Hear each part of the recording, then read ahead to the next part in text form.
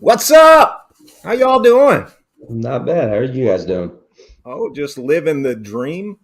And if I find out whose dream it is, I'm going to beat their ass and make them take it back.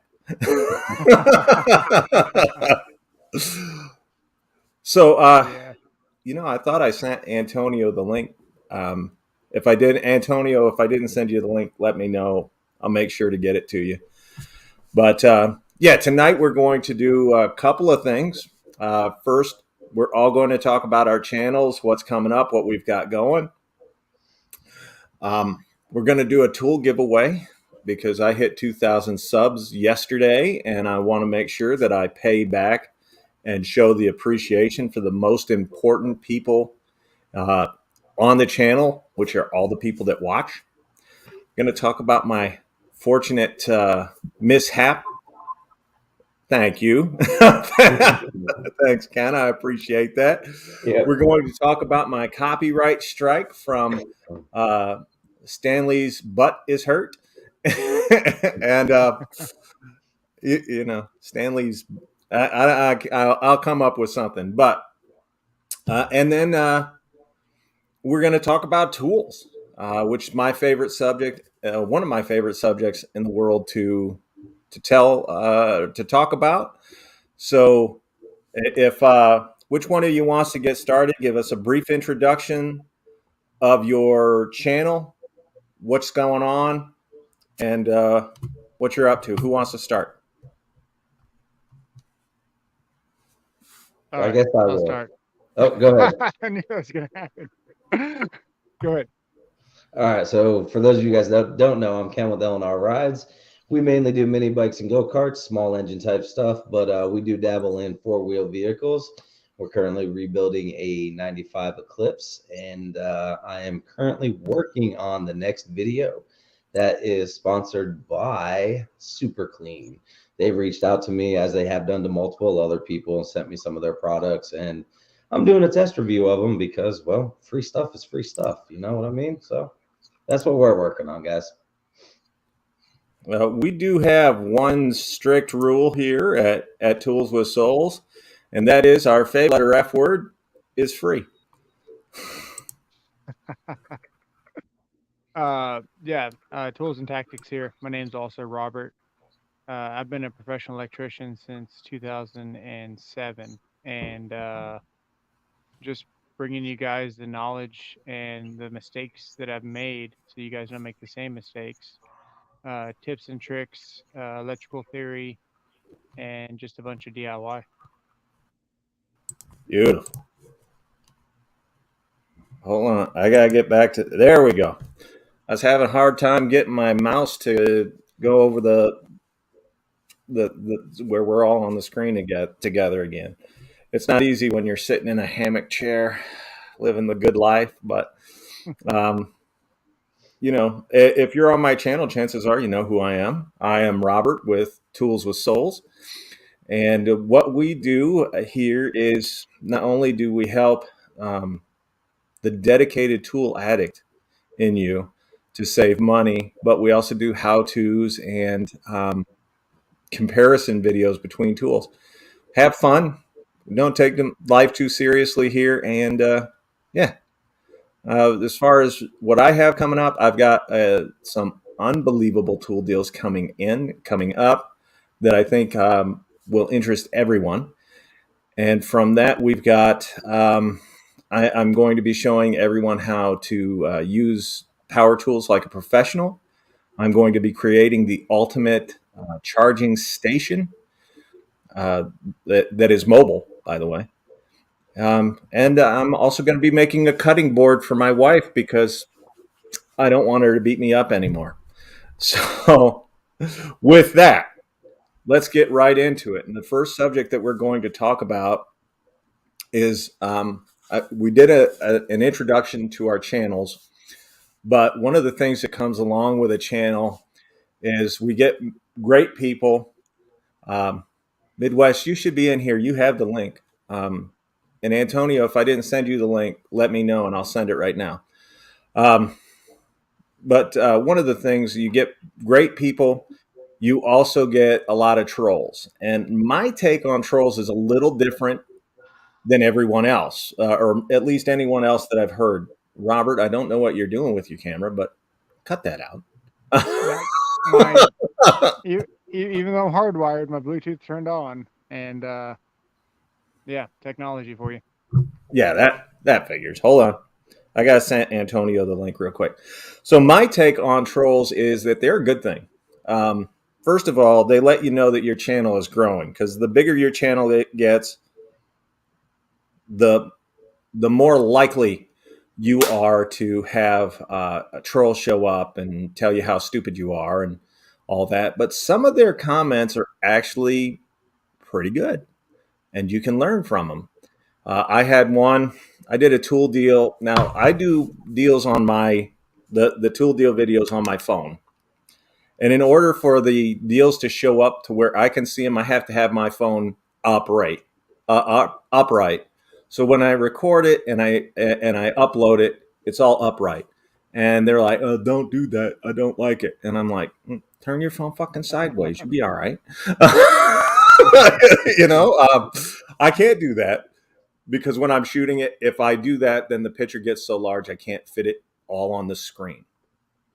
So I take those criticisms, I listen to them, even though it's coming from a troll, somebody that's like, "Hey, you're a jerk," or "You're an idiot," whatever, and I try to learn from it. I don't put myself in their place because I'm not warped, but I do want that kind of feedback from people if they're trying to tell me a way to improve my channel. I do want to hear it. I do want to listen to it. And I reach out to other YouTubers, whether they're bigger than me or smaller than me. And if I see something, like, I don't troll them, but I give advice, even if it's passive advice. I like doing that. What about you? You've had a channel longer than any of us. Talk about your trolls. Well, to be honest with you, so my channel is very unique in the sense that, yeah, I've got just over 2.5 thousand subscribers, but most of them aren't active on my channel. So my very first video, Go-Karts for Christmas, it went viral. And when I say viral, I'm not talking about like 10,000 views. It's sitting at just under 700,000 views. So a lot of my subscribers came from that. But like I said, they're not active on my channel. So even though I've got the watch hours, the subscribers and stuff like that, I'm still growing my channel as if I had 500 to 700 subscribers. Mm-hmm. So trolls for me, I don't get them on YouTube. Where I get the trolls is when I post my video on, say I'm working on a Baja Warrior mini bike right now. If I were to post the video that I made on YouTube to a Facebook page dedicated to just Baja Warriors, they will eat me alive there. They've always got something to say. It's a lot of it's negative. It's, you should have done this, you should have done that. And at first I was just kind of like, this is very frustrating. What do I do? Then I tried the whole passive, hey, thanks for the support, whatever. It's to the point now where on Facebook, I will literally just respond back to them and be like, okay, well, if you think it's a better way to do it this way, how about you make a video and then tag me in it, and then I'll come watch it, and then we can critique it together. And then that usually shuts them up. So trolls, like I said, for me, they're mainly on Facebook when I post my videos to that, not actually on YouTube. I've had a few on YouTube, but that was back when I was kind of like just giving their comment a like, saying, hey, thanks for the support, that type of stuff. I understand. We had some people, while you were saying that, show up, and I want to make sure that we give everyone the ability to introduce themselves to the people watching, talk about their channel, and talk about what's coming up on their channel, so that we're fair to everyone. So I'm gonna start out with Ed, because he's on the right here, or on the left. He's the first one up, and Ed, tell them about it. About it? Well, I'm gonna tell you about it. Let me tell you about it. It's actually the most interesting, fun channel on YouTube and TikTok, by the way. And I actually have a cool group on Facebook. So you guys should go look for Ed the Old Tech Guy and the Council of Tools and Tech and DIY on Facebook. But for YouTube, you guys got to watch it. It's pretty cool. Ed the Old Tech Guy. And on TikTok, Ed the Old Tech Guy. Can't mess it up, man. It's all about tools, tech, DIY, and sometimes comics. I don't know, man. I'm dead tired. I was up working till 4 a.m. So you're lucky to have me here for a few minutes. Well, we appreciate you being here. You got anything coming up? Do I have anything coming up? I do. I actually have a video coming up that I'm sure I'm probably not going to get a lot of people liking it, but I don't care. I did it. I think it's cool. I'm going to do some computer ASMR where I purchased a computer, a new laptop. I'm unboxing it. And I'm immediately ripping out the hard drive because I'm not going to use that Windows 11 garbage. And I'm going to put in a new NVMe hard drives, upgrade the RAM to 64 gig, and get it up and running. So I just need to finish editing it. It's on my editing floor right now. I also have a bunch of stuff I just put out on TikTok on a side job that I was doing. All kinds of cool stuff out there. So go check it out. Yeah. Yeah, we agree with our good friend Shaka Gillis. Since Ed is here, Makita is crashed. You know, you guys don't understand. You guys keep talking about Makita. Go ahead. But all I know is these YouTubers and everybody just keeps talking about Makita lately. They don't shut up about Makita. If it sucks so bad, why don't you all leave the Makita talking to me? How about that? We're trying to save people money. Yeah. Well, yeah, but then don't talk about it. Just say it's crap. Let me talk about how good it is. You guys keep saying it's crap. I'll talk how good it is. Send those subscribers to me. Thank you. You got it. Hey, Stephen Doolittle. All right, Antonio, introduce yourself real quick. My name is ACM. That's what everybody calls me. I do tool videos, tool demos, automotive videos, repair videos. All right. What's up, guys? Midwest Tour here back again. The only mechanic, or not mechanic, but the only mechanical engineer in the group. My other partner there, Ed the Old Tech Guy, the only other engineer along with myself. My channel, we find ways to find tools, really high quality tools for cheap. That's kind of like my big thing. We also got a couple of automotive projects that we're working on, a couple trucks. We did an OBS Chevy last year. We got a Canyon this year. We got a 74 Super Beetle that's going to be coming up. We had a BMW the year before. So a lot of automotive projects. I am not a mechanic by trade, like I said. But that's pretty much what I do. And just get on here, try to support the team. And I've been doing YouTube. If you guys don't know who I am, I've been doing YouTube since 2011, but within the last 4 to 5 years more extensively. So thank you guys for having me join tonight. It's an honor. Believe me, the honor is all ours. We're glad to have you all. So a bunch of new faces tonight. I believe we even have more people that are supposed to show up. Mm-hmm. I like to keep the group kind of small and intimate myself. I do have Alzheimer's. If there are too many voices going on, I tend to just close up and be quiet. And, that's just my story. So Ed kind of got us talking and one thing leads to another. So he got to talking about trolls on his channel the other day. And I took a different take on it. I think they do actually carry some benefit to you. As far as some of the stuff that they say is on point, and you should listen, even though some of them are putzes and they don't carry much value other than a small point here or there. So, Ed, since you got the conversation going on your channel, what is your thoughts on your trolls? Sometimes I love them, sometimes I hate them. They like to they know what day I'm having a really bad day, and they know exactly what to say to get me going sometimes. And other times they just make me laugh, and I can't wait for them just put in more comments in my videos. because that means they watched it all the way through to find something I did wrong, and just light it up with comments. Please keep doing that. But once in a while, you get a really bad one that just knows what to say and how he says it, and the timing is perfect, and it does feel like a kick in the nuts. So I you know I'm getting to the point where, like, whatever, I think a lot of guys offered some great advice, and one of the things that they advised was just tell them I have a great day or something. And that's I think that's what I'm going to do going forward. I'm just going to ignore it. It's the it's the low key racist ones that bother me. Those are the ones that kind of, where they're kind of, you're a straight up, hating person, right? And you kind of just low key throwing it in there, trying to say something. Like one guy said, "Hey, how can I believe somebody with such soft hands that's so good at washing dishes and cutting lawns?"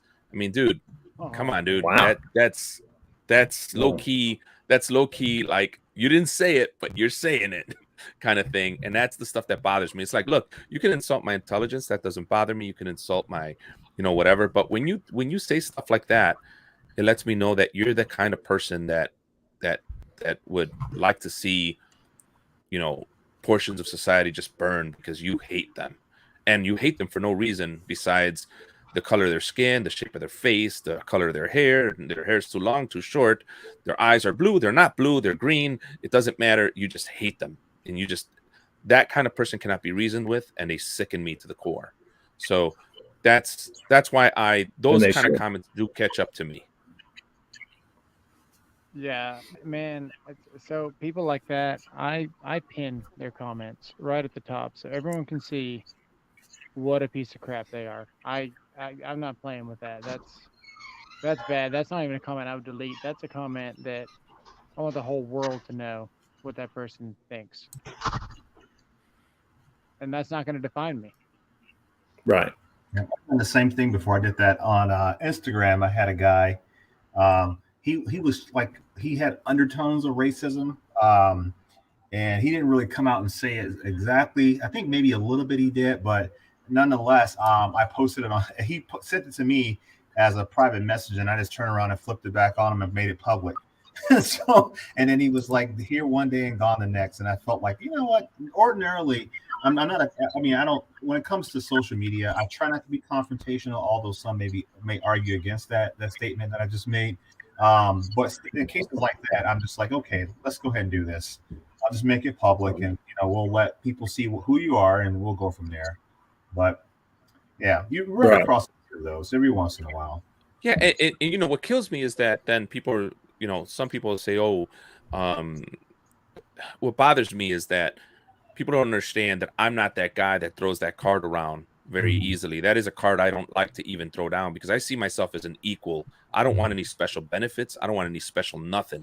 I just want a fair chance at everything. That's all I ask for. That's all I've ever asked for. So when you look at me through those eyes, you're not looking at me the way I want to see myself. I don't want anything special. I don't want you to think of me in any other way but giving me a fair chance. I give everybody a fair chance. And what I'm trying to say with that as well is I hate it when it's done the other way.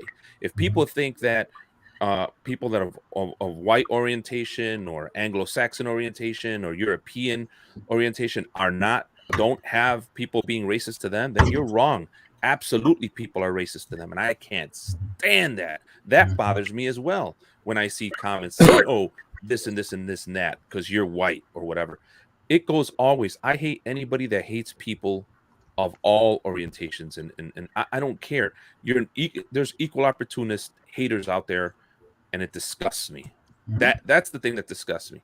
I will stand up for my white brother. I will stand for my black brother. I will stand for my brown brother. I will stand for my Asian brother. I'll stand for all my brothers. I won't stand for somebody that's going to hate on you for that. You want to hate on somebody because they dumb? Because we got some dumb people in government. I'm with you. I'll hate on some dumb people in government because they're intelligently dumb. But I can't hate on people for not giving them a fair chance. Right. Yeah, man, that whole thing is crazy. This is the picture of my wallet. This is my old backyard. That's right. Can't hear you. I know. Sorry. That's where I used to live. That's where I'm from. and it's probably 85-90% black to white out there, and you get pulled over for being white versus being black. You get beat up because you go to public school, and I don't even know racism was a thing until I came here to the U.S. It's disgusting the way people treat other people, and it needs to change. Yeah. So again, going back to the hating thing, because I don't want to turn this into a racist thing. It's more of, I don't care if you leave a dumb comment like, Ed, that was stupid, that was a dumb idea. It's when I can tell that you're kind of being low key, kind of doing the dig that you know 100% that if AVE or the Dena Tools or some other person would have done it, you wouldn't have said a word. But because I did it, you're saying it, and that's kind of like, that's the dig, that's the knife that turns. I don't mind the couple stabs. I do mind the stab that turns and then pulls out. That's the one that bothers me. I think I like the best way. I think it's like making it public. I think that's the best way, because otherwise you expel too much energy, and trying to argue with this person and all that kind of stuff. And sure, I like a good argument too, but it's like, man, do I really want to go through all that? Do I just want to make it perfect, humiliate you, and then move on? You know what I mean? And that seems to work best. That worked best. That allows me to take some type of action, because I'm not going to be passive with it. It allows me to take some level of action, but at the same time, I don't apply too much energy towards trying to deal with that kind of stuff, because I don't get it all the time.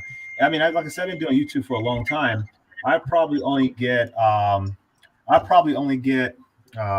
racist comment or some type of undertone like that maybe once every 6 months. Right.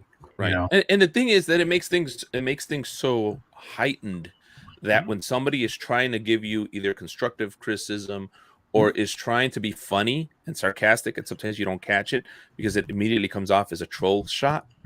And that's what sucks. It really sucks, because you're just saying, hey, bro, chill, right? Like, you're goofing with them, like, hey, bro, that's hilarious, you're a shill, right? But you're being funny with them, and they're taking it like, oh, dude, you just called me a shill. And that's because they've probably gotten 30 different hate comments before that, and they're not catching on that, hey, bro, that's shtick on my channel. We do that to everybody if we like you. We call you all shills. You know what I mean? It's not a dig. And it sucks, man. It really sucks that you can't. It limits the creativity that you can do around your channel. And that's the other thing. If I want to do something besides shopping at a store at Home Depot, your channel sucks. It's like, no, dude, my channel is about what I want to do. And if you don't like what I'm doing, there's thousands of channels out there that you can go visit. I'm not always going to go shopping at Home Depot. I am. Go ahead. I mean, you want to make a video every day of shopping at Home Depot? You know how boring that's going to get? I mean, I'm there pretty much every day now, but at least I admit it. I have a problem. I'm there all the time, but editing that video, can you sit there and edit the same type of video over and over and over and over? I can't. I need differentiating things. Oh, Jesus. Hey, I'll be right back, guys. I got to check on my 2-year-old. Be right back. You got it, bro. You got it. All right. Appreciate it.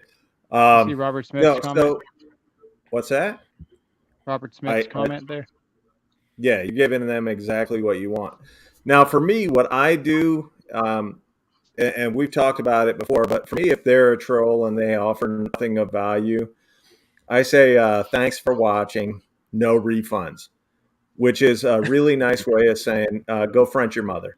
I just leave it at that, because I don't care. Like, those are people that aren't coming back anyway.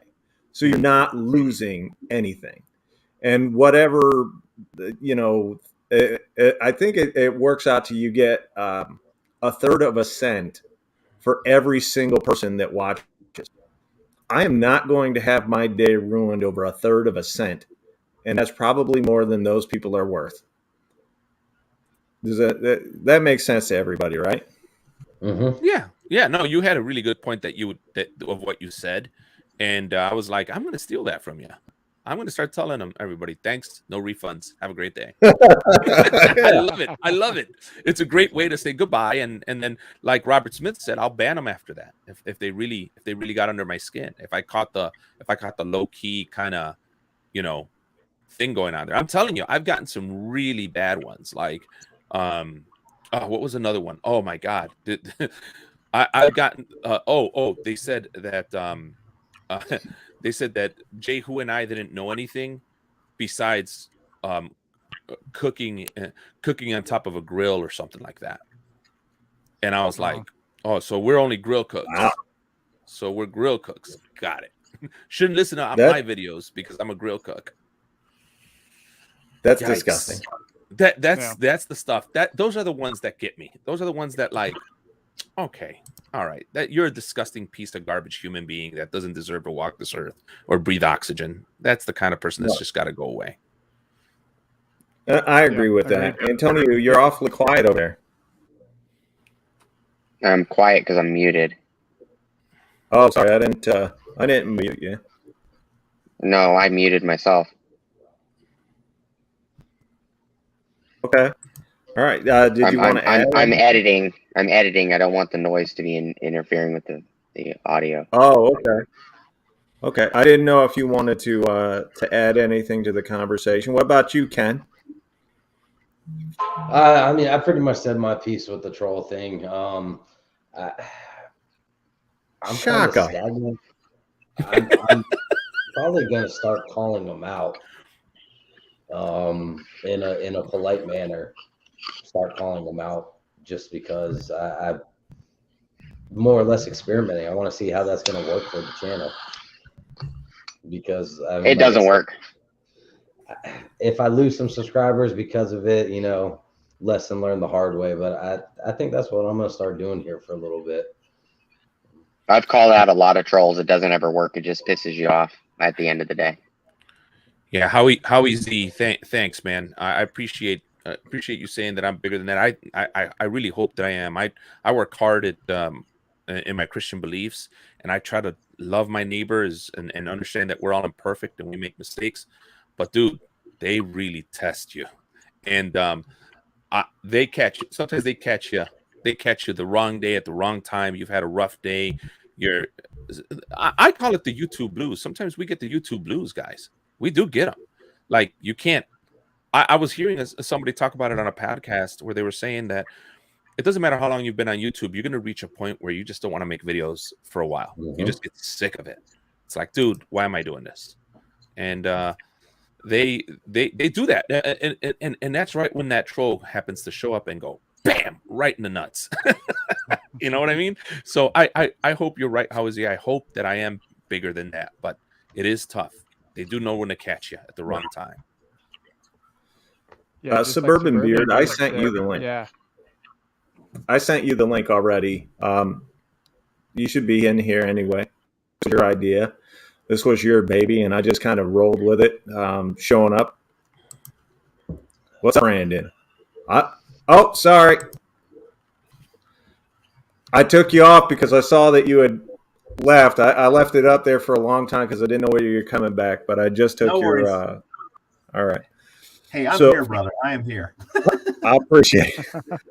So, I have to say, I've got my first ever subscriber who also has a YouTube channel here. Subscriber number 1, that's TC Kid Solo, Thomas Carroll. I'm sure he has commented or watched every one of our videos at some point in time. He's a good guy. I like to support him as he supports me. So everyone watching, if you want to go over, check out his content. He's been doing it for a long time. It's a very eclectic channel. So please go over there, check him out. Drop him some love, hit him with a subscribe, and let him, we're all here for him because he's had a rough year. So, the reason we're talking about the trolls, now there are some trolls that you cannot control, and that are the trolls that come to your channel just to upset you. And then there are the trolls that you don't even know that they're trolls, right? Because you're not expecting them. I had one by the name of, but with the initials SBD. Stanley's butt dicker. And they hit me with a copyright strike for releasing public information. And by the way, it's still on Instagram. It's Tools with Souls on Instagram. You can go over there, check it out. It's still up. They didn't take it down there. They just took it down from YouTube for releasing information that they had already released, and all I did was update people with the ship date. I appealed my strike, and YouTube said, well, they can sue you, so your strike stands. They didn't even review it. They did nothing. The response from them came within 3 minutes of me sending my answer to them, or my counter strike. Did you tell them it was public information? Yes. Yeah, And this is literally, it didn't matter. Like I shared the response with Ed and a couple of the other guys just so they could see. And it really like YouTube going, yeah, we don't care. They're bigger than you, so kiss my butt. So I kind of got trolled by YouTube and SBD for their default videos, or as I'm going to be referring to them from now on as the Fuke. DAFUK. I'll call him the puke going forward too. You call him the puke, I'll call him the puke, because that is some garbage. You gave him, you're giving them free advertising, and they coming at you. Now, why are they coming at you? Because you're not a big channel. If you were a big channel, they'd be sitting there kissing your butt. You should send that information over to Milwaukee and be like, hey, do you guys treat your customers this way? That'd be a good video. Like they, like, man. I disagree. Milwaukee don't care either. Probably not. I don't know. None of them should care about us. Literally, none of them should care about us, because they know that we use their tools and whatnot for our own personal benefit, as far as having a channel, growing our audience, branding ourselves, doing all that stuff. They shouldn't give a rat's butt what we do. The fact that they took time out of their day to come at me with a copyright strike over nothing, that tells you that maybe they're trying to distract from what's going on with their stock numbers, maybe some of the other things that are going on over at that company. But I doubt that any of them actually care if we're here today or we're gone tomorrow. It's not going to matter. It was a Stanley keyboard warrior. That's all we're. Yeah, it was their lawyer. I can say that. Their lawyer's not the one that gave you the copyright strike. It was some weasel behind a keyboard that informed the lawyer. Yep. Yeah. Interesting enough. That's crazy. But it's one of those things, right? I mean, it truly is an example of how a big corporation like that treats its customers. I mean, like I hear what you're saying about them not giving a rat's butt about us, but they should give a rat's butt about us, right? Because even though we're small and our reach is not that great, but a lot of people like that out there all talking about the same thing, and strength in the numbers, right? And so all it takes is for more and more people to be talking. I mean, a lot of tool companies. Look at Matco, for example. Somebody said they liked the blue ratchet. Matco came out with a blue ratchet. So it's not like companies don't listen. Somebody said they want this kind of tool. They come out with this kind of tool, right? So they're listening. So it's not like our voices are unheard here. Something like that. I mean, it would be nice. It would have been nice if they had taken the time to explain to you exactly what happened. I mean, even if they said we're not going to remove the strike, it would have been nice for them to give you a better explanation than what they gave you, so that you can understand. Because I feel like it didn't. It's like it's stupid. It doesn't have any merit in my mind until you explain what happened. Like what? Because everything we all sit here today, and everyone else that knows about this, we look at it like, okay, you took public information and made it more public. So what happened? You know what I mean? You know, And when to me, I never got an explanation. I never Yeah. got an explanation. No reasoning behind it. It was just this is a strike. Said I used DeWalt slides, even though I did not use a DeWalt slide. But it didn't explain like slides were or anything. I literally took a screen grab from an Instagram page for Deal Team 6. And I want to say it was Warmonger's page, but it was no big deal. Ed, go ahead. Sorry, I cut you off. No, you're good. You're good. So first of all, we got to read down East Outdoors comment because he's right on. First of all, and if you could display it, it'd be great. He says, "What a world we live in now! Free advertising gets a copyright strike from the company that you're advertising. Unbelievable! They shouldn't give a rat's behind. I get it.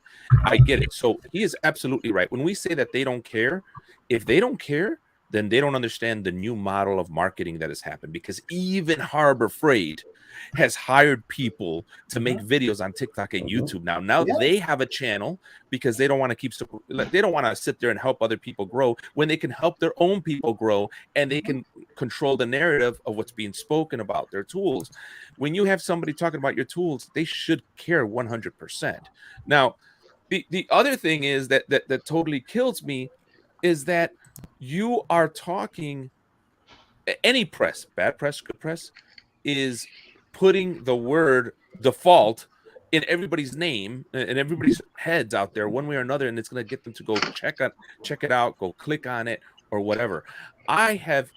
Everybody knows this little company. It's a real small company. Not a lot of people have heard of it. It's just called Samsung, who had a leak of a bunch of their stuff come out many months before the release date. And you know what they did? They said, we could go after people, we could make this a big deal, but why hurt the people that help us the most?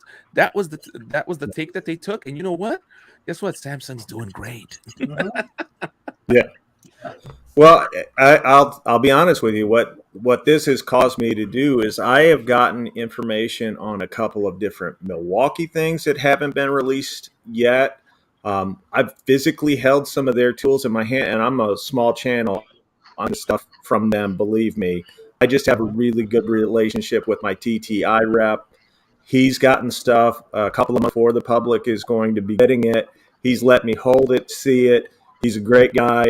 I can't say enough about him, but because of this strike, I am sitting on information and I'm not releasing it because I don't want another strike. Yeah.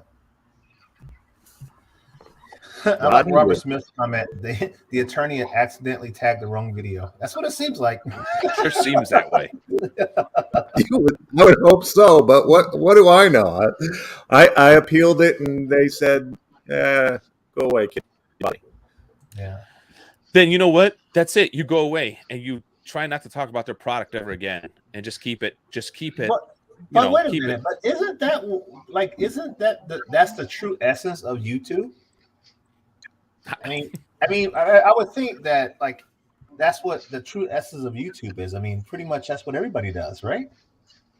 I mean, people talk Pretty about much. stuff. I mean, right? I don't know. I guess I don't understand. That's why it makes no sense to me. Like why any of this is, has carried out. It doesn't make any bit of sense to me.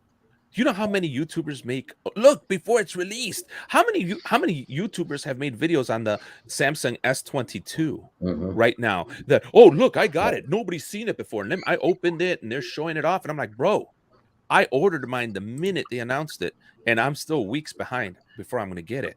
Well, because they got it directly from Samsung. That's right. That's right. They're sending them the whatchamacallit, the pre ones. But what do those guys have to do to get the phones beforehand? That means they got to be careful what they say. They can't go all Robert on them saying this is crap. I just tell the truth. If you make a bad product, I'm going to tell people it's a bad product. If I can't, and I want to say to Rodney Widge real quick, I don't know if you heard me earlier calling them out. All tool nerds here as well. All the Deal Team 6 guys, I appreciate you being here. Robert Smith, he just sent this. They're going after the first videos with the retail sales slides and chose the wrong video because it's the first time their attorney had to do this. they sorry, I just saw a new comment. That may be I truly do not know. Yeah. All I did was, and these were slides that are this is a screen grab. You can still go to the link. You can still find it. It's been up for a month. Unfortunately, we cannot withdraw our protest and your strike. Please contact directly for a compliment. Wow. Whoever you are, you're very creative. Thank you. Yeah, That's hilarious. the problem with contacting them directly is you will spend weeks trying to call them and you'll never get a hold of anybody. They don't even cover their warranties. Well, I did reach out. They did not. I went into Menards the other day and I completely trashed two of their toolbox brands while I'm in the store. And I posted a video. I've received a strike. I recorded it inside of Menards and told them that it was a complete piece of garbage that they were selling this and how dare they. Yeah, that was a good video.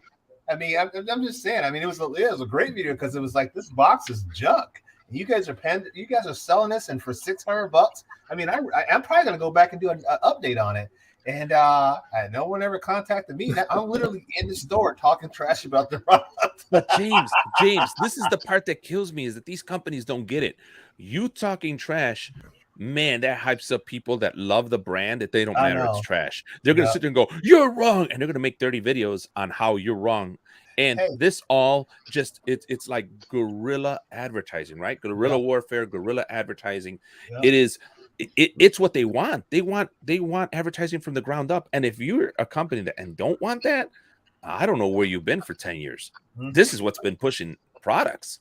Do you know that? There was a study said, there was a study, and you know how good studies are, right? Everybody makes up one that meets their needs. But there's a study that was saying that small channels, micro channels, actually produce more sales than some of the big channels. Big channels may produce more clicks towards the product, but small channels produce more ultimate buys because small channels have an audience that kind of pretty much agrees and have the feel for what they like, and they're talking about things that they like. So when they actually click on the link, they actually are there to purchase. Some of these bigger channels, they're just saying like a word like Makita or Samsung or whatever the word is, right? And they're like, oh, let me click on it. I don't really need it. It's just cool to look at it.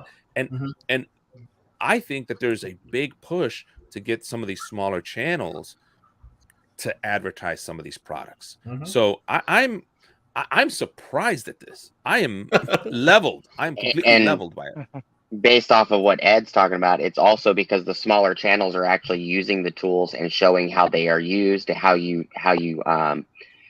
control them and everything else, and what different scenarios you can use them for. The bigger channels are like, oh, it's a Makita, it's this, and they don't show anything. They just sit there for 30 minutes and talk about how great it is, but they never actually show it in use. Absolutely, 100%. That is the best statement I heard all night, ACM. That's exactly because the bigger channels, they have the 6 million followers. All they need is to say the word Makita. And people will click on it. Where the smaller channels are like, well, this is why this Makita sucks, or this is why this Makita is good, and this is what the 20 different things you could use it for. I've done videos on Makitas and the fonts and every other brand you could think of. And when I do my videos separate on purpose. So one video will be just an unboxing, talking about it, how it feels, because everybody on the planet thinks, well, how it feels in the hand is not a good term. Well, it is, because what it feels like in my hand is going to be different than Ed's or James or L&R or both especially the Roberts. Right. It's always going to be different. So if it feels good in my hand, doesn't mean it's going to feel good in James' hand. Right. And then what I'll do is I'll do a demo video where I am actually using it and showing it in use and showing the flaws and the things I don't like about it.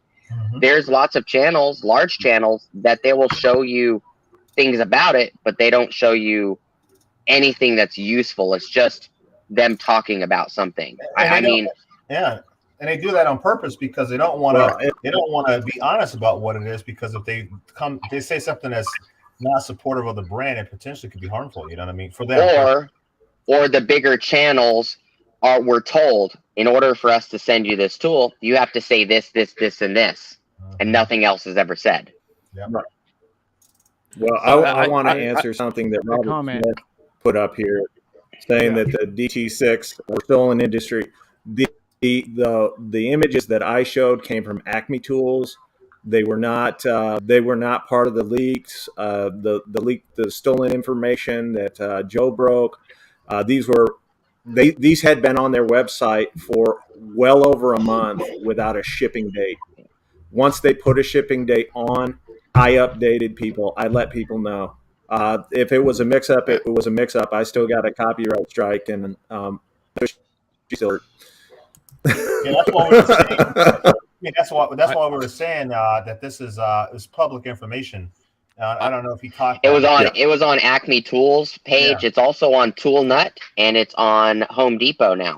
There you go. So it's public. But with the time when Rob first did his, he got it from Acme, which is a public domain. So that being said, I don't care how you try to slice it, unless you're saying that Acme stole it or that they didn't have rights to have that information. Right, and if Acme Tools leaked it, they should have went after Acme Tools and then gave him a warning, not necessarily gave him a strike. So he says that they did the wrong video, but they're not willing to look into it. What else can you do? That's the question. There's nothing you can do. You got to just eat it. You got to take the little class. Yeah. I asked it's 4 questions. I didn't watch the video. I just answered the 4 questions, and I went on with my day. I was just like, thanks, guys. I passed the class, and now on May the 15th, the strike falls off, and I'll make sure that I don't do that again. Well, I understand. That it may be the wrong video from Belts and Boxes, Robert. But the problem is it may be the wrong video all day long. DeWalt doesn't care. So it really doesn't matter. Yeah. We're just a speck here compared to what the they don't want to take responsibility for making the mistake because they're a huge corporation. They don't care who it affects. That's why I say, make this, share it out there. Don't be afraid to share this information. Make it public because, if they're gonna take this position, you have the right to talk about it. It happened to you, Robert. So, hey, I'll share it with the world. I'm pretty sure it's actually YouTube's obligation to pursue any copyright claims. I don't think DeWalt or YouTube necessarily have a say in what goes on. It's just protocol. Once someone files a claim, they do as a $1 billion company. And if YouTube doesn't follow through, then we got a huge problem. So it's just everyone trying to protect their property. Unfortunately, you're just kind of stuck in the middle of it where you're so small that you can't get a reach out, but everyone's doing what they need to do. I don't think it's anyone specifically trying to pick on anybody. Oh, no, I don't think it is. Yeah. Yeah. I didn't take it. Well, I took it personally because it happened to me. I didn't take it personally as though they were coming at me. It is what it is for me. As far as I knew, I was releasing perfectly fine content, something that I had done time and time again over the last 11 months and not had one issue. So when I was doing it, I thought nothing of it. I was like, all right, cool. And then I got a strike, and I was like, well, that was dumb. Right. Why would you? This is the dumbest thing that I've heard happen to any YouTuber in a long time. I mean, to do this. I mean, people do this all the time. People always say, "Oh, we're leaking stuff. We're leaking this special information," and it's like, what? Really? I mean, Robert, would you like me to send you some old crapo stuff so that you could burn it or destroy it, run it over with your cars? That would be a great video. Be an awesome video. Actually, you got to say my name in there, though. To catch them on fire, I think all I have to do is use them. Right? The do impact, right? The something classic cool, like, 887. do something cool, Yeah. like Joe the Tool Guy, and cut it in half or something. Like get something rigid and destroy them with rigid. Your favorite brand. Has Oh Torch my has God, Torch, I do videos with that all the time. I do has videos Torch where rigid beats the wall. has a What's Torch that? test channel done anything with DeWalt lately? Not that I've seen. And to answer your question, Robert, yeah, I have. And no, I've not gotten any issues with it. They didn't say squat. Make Robert Smith a mod. I'm easy to get along with. Hold on. Yeah. The chat keeps moving, so it keeps taking the. There you go. He's got a blue ring. You got a blue rank. There you go. I'm easy. I'm telling you guys got to move some of your content to TikTok. You get away with so much crap on TikTok. It's so That's one of the reasons why I stopped doing tool deals. Was because I was getting hammered with strikes left and right, and the only upside to mine was that I was able to send evidence in, and they actually listened to me, and the strike was removed. But some people, it doesn't go very far, and other people you get immediate strike and nobody cares. And that was the main reason why I will show the tools being used and I will talk about them, but and the other thing is they can't strike me if I'm showing the tools on my orange cart. It's my property. I bought the tool. It's on my property. I do a video on it. Or if I'm using it on a vehicle. So that's where I got away from doing the tool deals and I started doing the tool usage videos, because then they can't claim it's their property. Yeah. Right. Well, I guess I still don't. I mean, I get it. I hear what you're saying, ACM, but it still doesn't make sense to me at all. And I operate a business Monday through Friday, 7 days a week. Multi-million dollar. And I don't. I do as well. I totally understand where you're coming from, James. Yeah, I operate a business as well. I don't understand whatsoever how this could be considered a copyright strike when it is public domain. I'm sorry, I just don't get that at all. I wish somebody who is more intelligent than I was can explain to me why that is. But if it's public and it's out there, it is what it is at that point in time. I agree. So I agree. I don't get it either, but I not because I'm more intelligent for sure, but I can explain. Certain pictures have bits of data. So when you do a screen grab, you're actually the metadata. You're grabbing source information of where that was put from. And then when you put it in your video, that source information gets directly to the video. So part of that, whenever you first upload your YouTube video, it says checking for copyright. It's literally looking at the data to see what pictures are in there. So the second that he hit upload, if it was a frame like Robert Smith is saying, it was automatically sent out regardless. Okay, so hang on a minute. So that being said, if the picture that Robert got, you got that from a fellow YouTuber, right? Right. He got it as a screenshot. Yeah. So then he would have pulled that from a fellow YouTuber, who in turn pulled that slide from Acme website. Yep. So is that what you're saying? Is that the link? I actually got it from Instagram.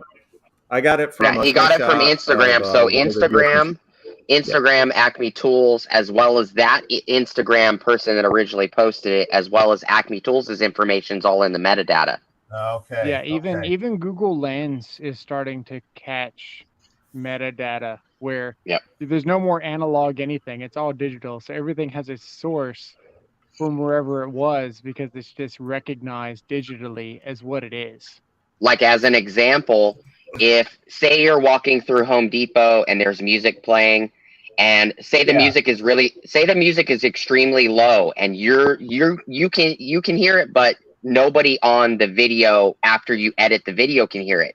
Now, if you just talk louder or you bump the volume of the audio up, the reason the copyright happens for a music artist is not because it was heard. It's because that wavelength of that audio for that song was spiked in the audio somewhere, and the metadata is being read by the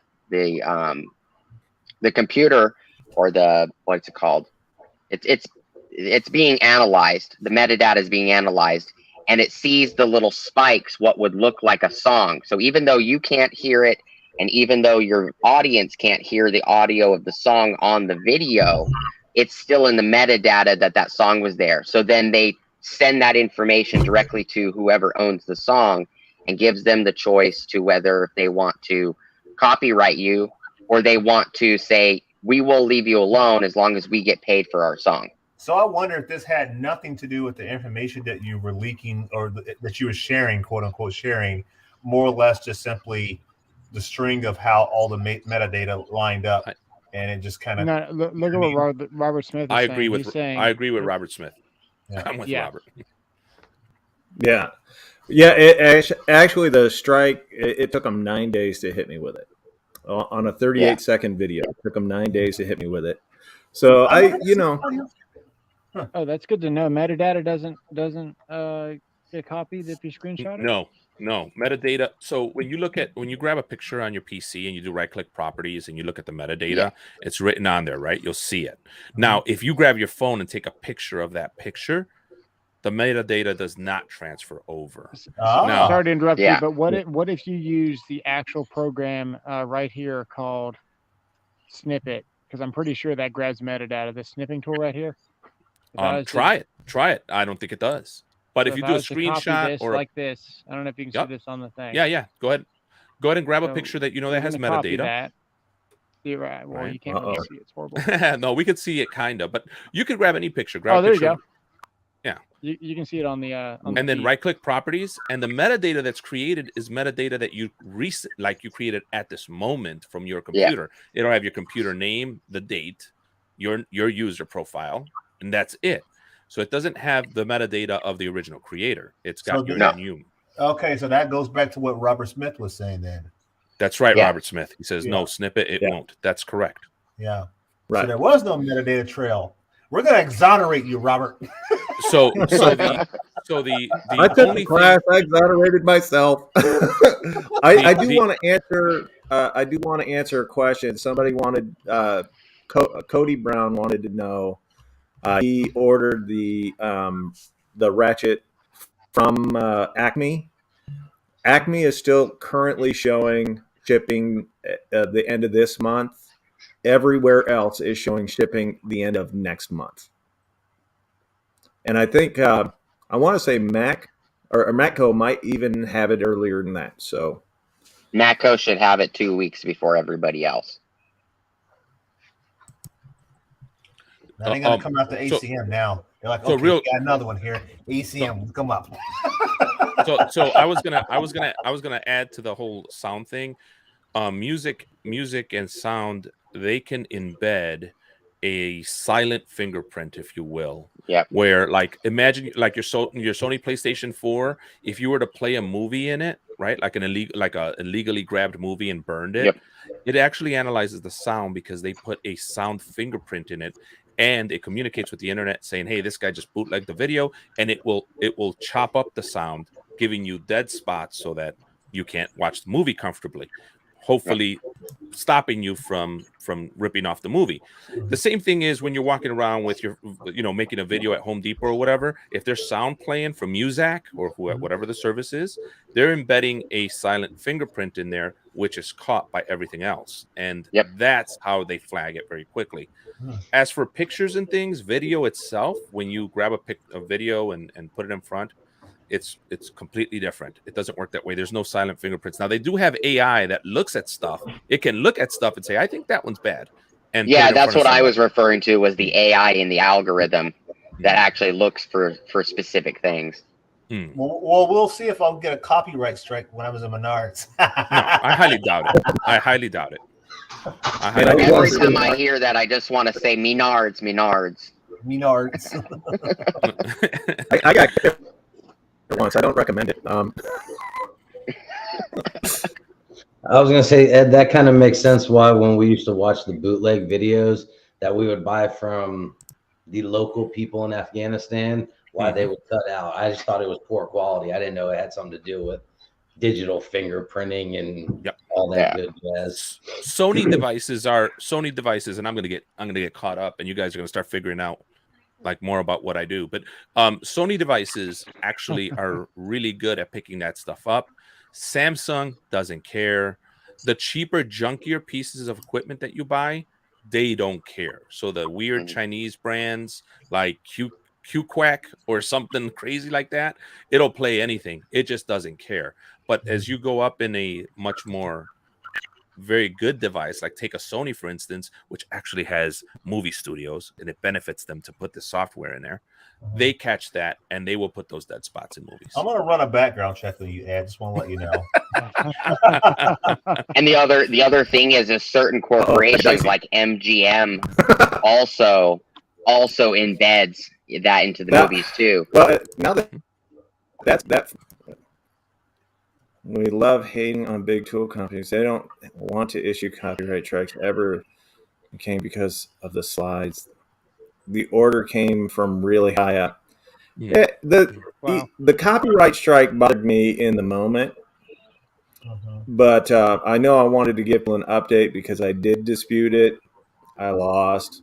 Oh well, I'll get over it. I'll just be more careful in the future. Like I said, I'm sitting on some information now that I won't be releasing. Unfortunately, until I can get some kind of approval to release that. And if I don't get the approval, then I'll just wait until it comes out. Yeah, so the takeaway from this is don't have the original slides then. Robert, what I would this is my my 2-cent opinion, if you will. I would this is a perfect time and a perfect situation for you to open up a TikTok and put those sales on TikTok and be like, hey guys, I'm gonna put my sales on TikTok since YouTube is kind of helping me get copyright struck. So go to TikTok for those deals. Meanwhile, I'll talk about the tools and length here on YouTube and do some quick 60-second talks about the deals, bro. And that was one of the reasons why I stopped going to Home Depot and doing videos. Is I was told by one of the Home Depot reps that I needed permission from one of the managers to record in the store. I called, spent 4 or 5 months trying to get permission to physically record in the Home Depots I go in all the time. And I was told that the manager would call me back. Never did. I called corporate back and they said, oh, well, the manager doesn't want anybody in his jurisdiction recording in Home Depot. So I stopped doing videos at Home Depot. As simple as that. To Robert Smith's point here, he says the lesson here is I don't touch the stolen stuff. That's what gets your attention. Now, a dumb YouTuber like me, even though I'm an engineer, I'm pretty stupid at times. I would see something, and you know that YouTube and TikTok is built on everybody copying each other, right? The first guy may come out with it, but then there's like 30 people, even the big channels. You all know who you are. They'll go around copying what other channels are doing. Everybody copies everybody. How do I know it's stolen? I wouldn't have known. Thank God. Thank God I didn't do it. And I'm not I'm not big on doing that anyways. I'm not big on copying what other channels are doing. I just do my own thing. But I don't know. Robert, did you know it was stolen material from, that they put out there? That wasn't. I mean, the ratchets or whatnot, those images had been released for 5 months. And not being a DeWalt guy, I didn't touch them. It was not until Acme updated the ship to date, and I was made aware that it was on a ship to date. That is when I said, hey, these are going to ship on that day. And I gave acknowledgement to who sent me the information.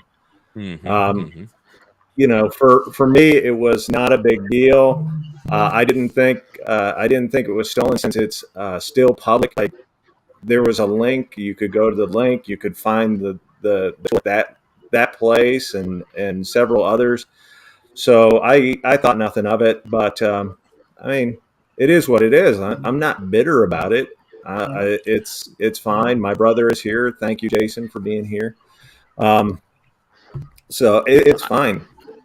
I think it goes I to what do. Robert said, a lesson to be learned. I want to learn this lesson. That's what we're trying to get out of it. It's not right. about being What is stored. the lesson? Because I haven't learned the lesson yet. Because I haven't Yeah, I found out do. what you do. I do know also why, think man. it's I get don't take the stolen stuff, but how do you know it's not stolen when it's on? It's Like, I public don't want to say domain. the Someone website name, explain. but Yeah, someone explain to me what do you do when it's public domain? I mean, right. they have, I still don't know what to do.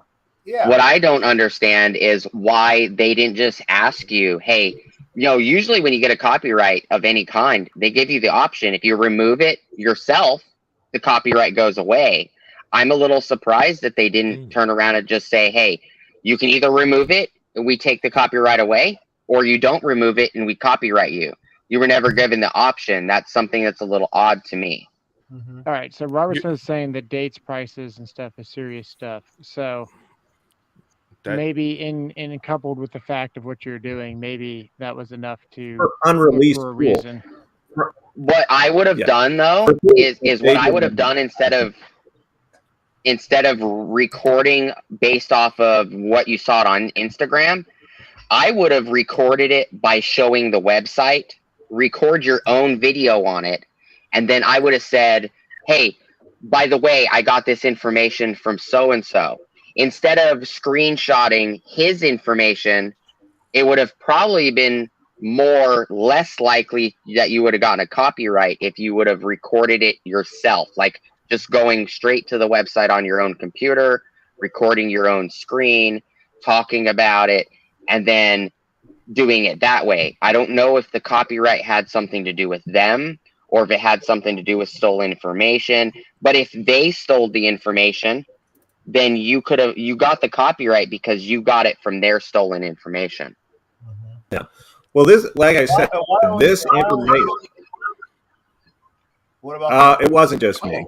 No, my light. was It wasn't just me. But the other guy actually took information that hadn't been released to the general public, and he made a video on that, and it was completely while the same because it was the same company. It wasn't like for me. It was public information. It's been information Yeah, that's Joe. been out released by DeWalt for five or 6 months. So it wasn't like I was breaking some like trust, some public trust. I simply saw I saw the information had been updated. Somebody had alerted me, and I was like, "Hey, I'm going to let people know about this because I know people are waiting for it." That I didn't think I did anything wrong. It was my mistake. I'll make sure that I don't do that in the future. And I think that's what that's what you're supposed to get out of this. Is don't do that in the future. If they don't want people to know what date they're released, don't put it on the internet. Yeah. But the other thing is DeWalt may not have put it on the internet. They may Right, have put that's the that thing. they were releasing a tool, but that would be where the stolen information's from. Because if DeWalt said, "Hey, we're going to put this out. This is something that's coming in 3 or 4 months, 5 months, 6 months, or whatever," the prices were never released. If the prices were never released, and somebody turns around like me and turns around and says, "Oh, by the way, it's going to be 179," and DeWalt's actually charging 250 for it, that's false information. So just because it was out for 5 months doesn't mean it was actually physically released by them. Look, Robert Smith is saying again, wrong video. There was nothing wrong with the video. They got the strike. Simple as that. No reason Well, to try to figure it out. Yeah, the only other the few video that I had released in the weeks before this one were comparison videos where it was getting its butt kicked by Rigid. So if they had a problem with that, that's just simple performance, right? They've got performance issues, not my fault. I made a video after that, after the one that got the strike, about 2 videos later, talking about those same tools again. And I used the same images, and it was just completely fine. Okay. So, So, Well, Oh well. If 3 copyright, just for the people that aren't creators, if you get 3 copyright strikes on your channel, they take your channel away, and you're never allowed to do YouTube again as a creator. You can only be a visitor. So just, but there you go. There's that. Now I've got to be honest with you. I have seen some incredible deals hitting the market recently. I want to say it was D-Trend that went out and got an $11.27 27-inch 5-drawer tool chest by Craftsman last night. That's my way of changing the subject, folks. You're welcome. Oh, that was also what about that 1 penny bandsaw from Milwaukee that you posted, huh? So that was a one.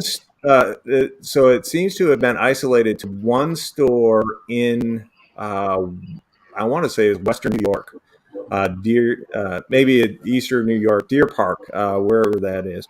Yeah, But Deer they Park. were, they got like rid of 12 Milwaukee bandsaws, M12 bandsaws for a penny. Normally, the penny deals with Walmart go all across the country at the same time because it's the manufacturer saying send those tools back. They're either not selling well enough or there's a problem with them, so send them back. But yeah, it seems to have hit one store. We've gotten the receipt. We put up there. We showed everybody. It is out there. It is available. But that's one of the things with the tool deals that you have to be aware of. You've got to be fast. If a video hits with an insane deal like that, you've got to move. And that's why a lot of tool deals are also mostly back east because those are where the distributors are. So they'll get like 7,000 of one item. They only sold 20, so they'll drop pricing on them because they need room for another tool. Yeah. That's why I'm not big on the whole tool deal thing. I don't talk much about tool deals. I try every once in a while, but I know this is going to surprise some people, but it bores me.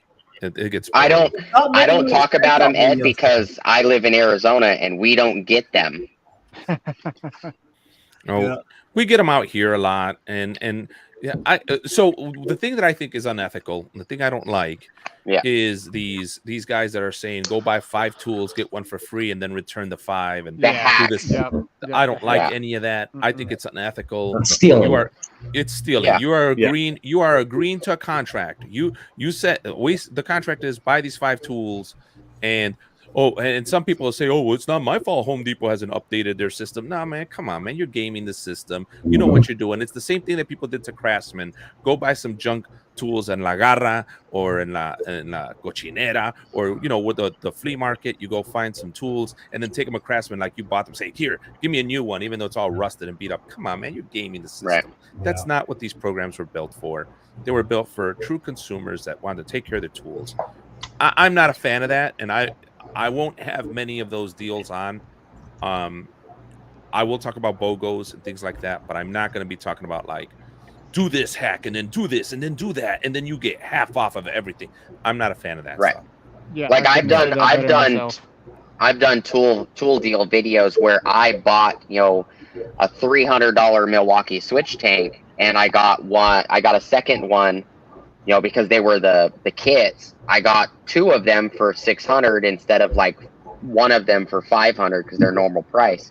But that was an Acme tool deal, so it was a promotion they were doing where you bought 2 outdoor power equipment items and you got half off. Yeah, but so I made it a point. I did a tool deal video a couple of days ago, maybe 3 or 4 days ago, and I literally said, I'm not going to talk about hacks on my channel. It's not going to be part. To me, I have a moral issue with a hack deal. And I don't care if you guys do the hack or whatever, but if you're coming to my channel and you're expecting me to offer a hack or talk about a hack, you're wasting your time because it's not going to happen. I got better things to do with my day than to tell you how to cheat a company out of money. Just my personal feeling on it. And like I said, if you do it, I'm out of that. Um, but now Dale Bishop brought a thing. Flex is about to have their second revealing soon in early May. I think it's the 7th. Yeah, Is it the 7th? 7th? Any of you know the 7th? All right. It's the Along 7th, with yeah. tonight's talk, thank you. Who knows what tools they will be revealing? I don't know what tools they'll be revealing. I think they're going to be talking about their pouch cell technology, kind of like the Walt, and they're going to have 3 different sizes of a battery for that. I know that at one point they said they were going to be releasing over 200 tools in a 3-year period. Well, if last year was any indicator, they better get on the ball because they didn't release anywhere near 100 tools last year. No. I think that's partially the reason why they extended the lifetime warranty, was because they knew they weren't going to be releasing more tools. Because frankly, I don't think you can afford to do a lifetime warranty if you're doing bare bones. I don't know anything about the Flex tool. I mean, I've seen it in home or Lowe's, but is there? I mean, is it a good brand? I mean, what is it? You know, it's from what the tools I have bought, they're pretty good. I like them a lot, like a lot. Like what? When you say you like them a lot, what is it about them that you like? I like the batteries. 4,000. Yeah, the batteries are good. The drill has 4,000 RPMs. I mean, it's almost. One of my subscribers mentioned that if it had any more RPM, it would be a polisher, and he couldn't be far from the truth, man. That thing, it's just fast. It's fast, and it's got just as much power as the 2804 Milwaukee, and it's a brand new tool brand. Here, James. Here's one of the batteries. What I like about the batteries is they light up on the side. Oh, okay. They light up on both sides. Okay. And the button's just on the front. I've actually got it here. And this thing here, this is the 2.5. That's what I was showing you. The other brands, just like what he mentioned, you get just as enough power. So everyone says, oh, well, to do the proper test with Milwaukee, you have to use the HO, the high output, right? The 8. You don't have to use the HO to get this almost the same performance versus the 5 with these things. They've figured it out, and they're only 18650s. They're not even the high output cells. Yeah. But I had an 8.0 that I actually returned, and I ran it against a 5.0 with 18650s, and I maybe saw a 5 to 10% difference. It didn't justify $200 more, and it sure didn't justify the bigger, bulkier battery for what you're doing. Because at the end of the day, the tool testing that we do almost doesn't happen on the job site. I just like to run these things to death because as an electrician, when you're using hole saws, that uses a ton of torque and it goes through batteries a lot. So that's really the only time that you're going to be doing a task. I mean, driving a screw or a lag or something is almost done with a different tool than this now. I'll be honest with you. For me, I need a tool. I need a tool that has a lot of time and development and use and has been out there for a long time. I need a tool that has many tools for the battery lineup. For me, it's all about the battery lineup. Flex, US, I'm going to say it wrong because I always do. Chevron, whatever they're called. Chevron. The US brand Flex doesn't have enough tools right now in their battery lineup for me to even look their way. I just don't. I actually spoke to Flex on the phone because I wanted to know specific information, because when I bought my hammer drill and impact driver kit, I wanted to know why the tool came with 2 belt clips, one for each tool, and then it came with 2 bit holders. And they informed me that the issue was that their patent had ran out and they couldn't physically put the secondary hole on each tool, and that they're going to be releasing another version of the hammer drill and the impact driver with appropriate holes. So completely off tool topic, the same thing, Antonio, happened with Hobie kayaks. They had that Mirage pedal drive system. Their patent expired. Pelican picked it up, and because Hobie was going to a 360 pedal drive, they were allowed to do so. But Yes, is what you were saying.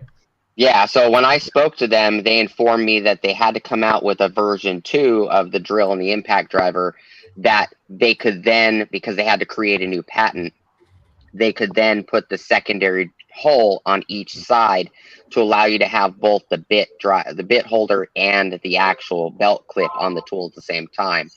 And then I spoke to them and gave them things that I would like to see.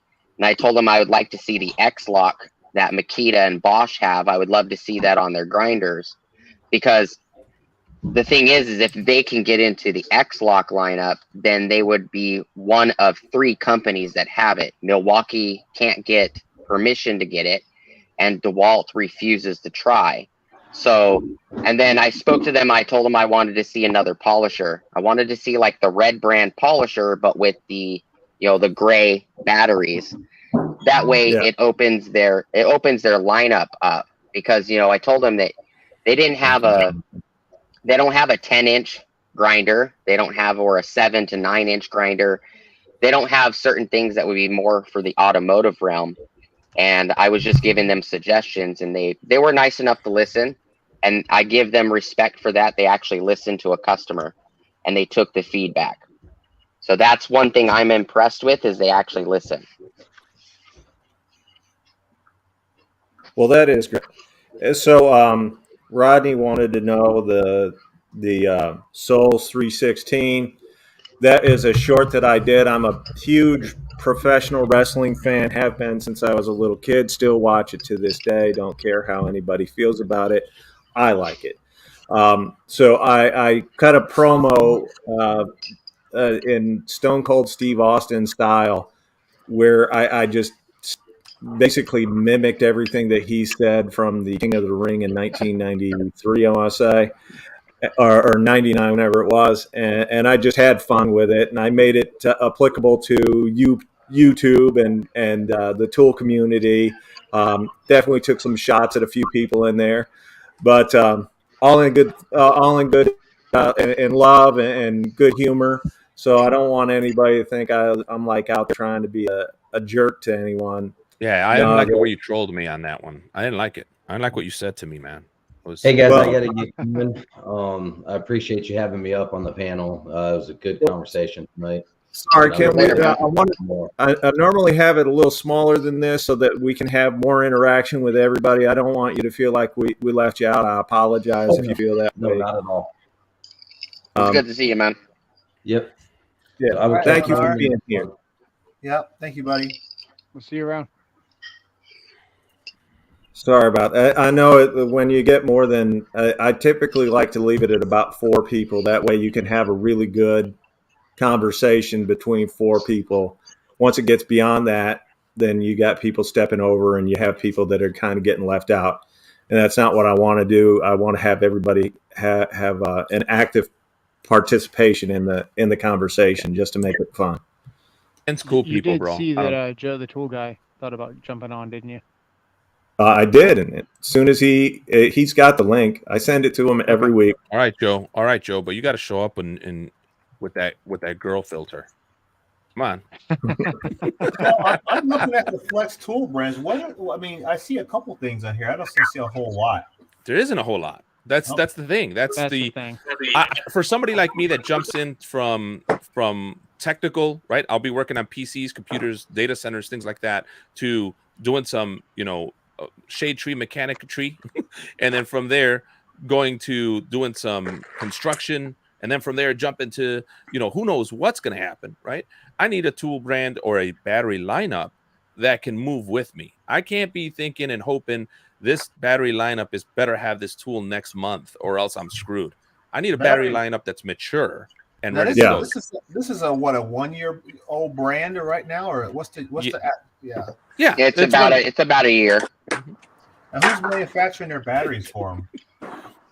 Chevron. We don't know that for sure, but yeah, probably Chevron. Ego. Yeah, Chevron owns Ego, and the battery technology that is going into the Flex tools is the exact same as what they're using in Ego outdoor power equipment.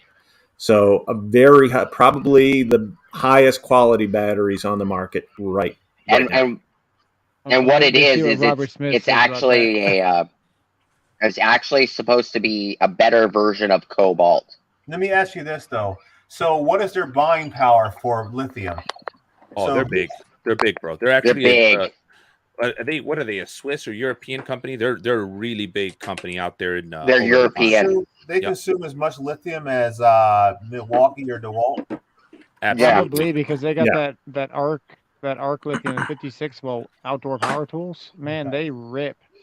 Now, I don't know if I'm right, and maybe ACM can correct me, but I think they make cobalt. I think they make cobalt. They for do. everybody. Yeah, They do make cobalt. Yeah, they make cobalt, Master Force, and Flex. They're the underlying company that's been making it for everybody else. But in Europe, they're actually a very well known brand. Well, I mean, because what you were saying earlier, the reason why I asked that was because I'm trying to understand for a brand of tools that's fairly new, you have to break down the components thereof. So the battery, the motors, what are they using to produce the tool? And so, James, I did a video comparison between Flex Europe and Flex USA. Okay. And they're literally the same. All they did is change the color. Okay. Well, I like the fact that you said they were tied to cobalt. They're making whatever for cobalt because I've got cobalt tools that have withstood the test of time, especially the batteries. And so that makes me feel a bit more comfortable with the. It's the exact same 24-volt system as cobalt. The only difference is it's got a different slide. Thanks, so Robert you Smith. Change the batteries. Thanks, Robert Smith. I couldn't remember who owned them, but I know they're a really big company that sells tools everywhere. And we just didn't.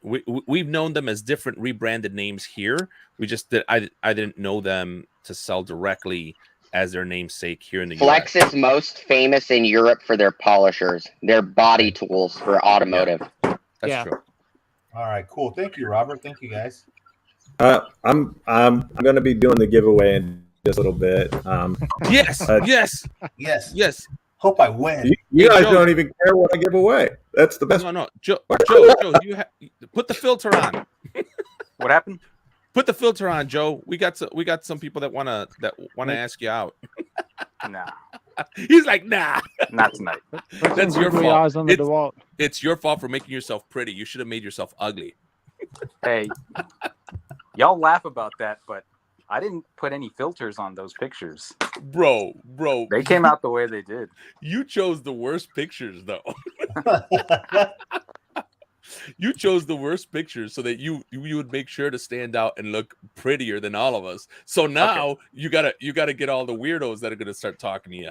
I'll use one of the different pictures for round 2 for you. Okay, just for you. There you go. Okay, but the problem too is what are you, like 25? Nah, I'm like Thank you, Shaka. 37. You might as well be 25. That's a young. Wait till you're close to 50, then take that picture. I mean, poor Robert. Did you see Robert's picture? Poor Robert. I mean, I still look like a dude. I still look like a guy. Which, if you're in that, then you still want to look like a guy. Just because the rest of you have more feminine features isn't my problem.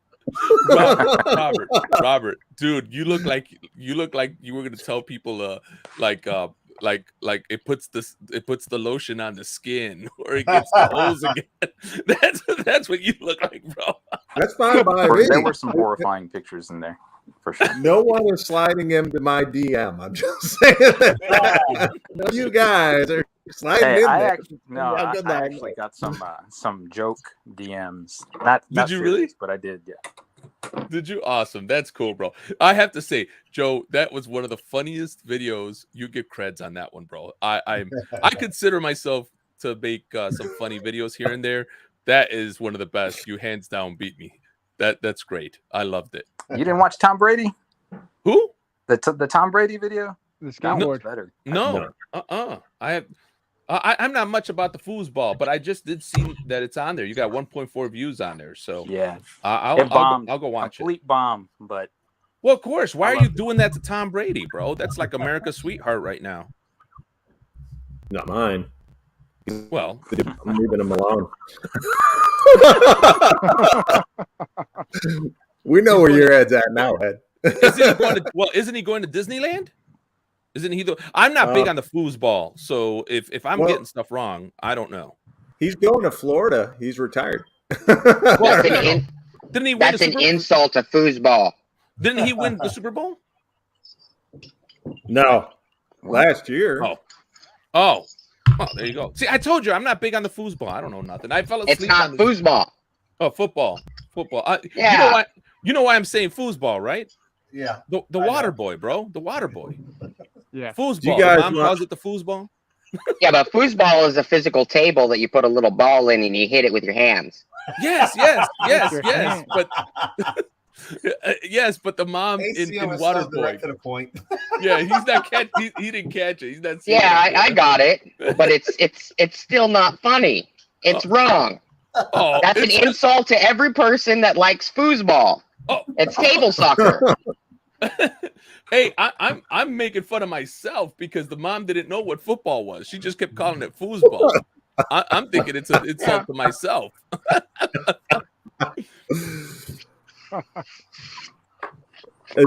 Joe, At least Ed's not the only one that doesn't watch football. I don't watch it either.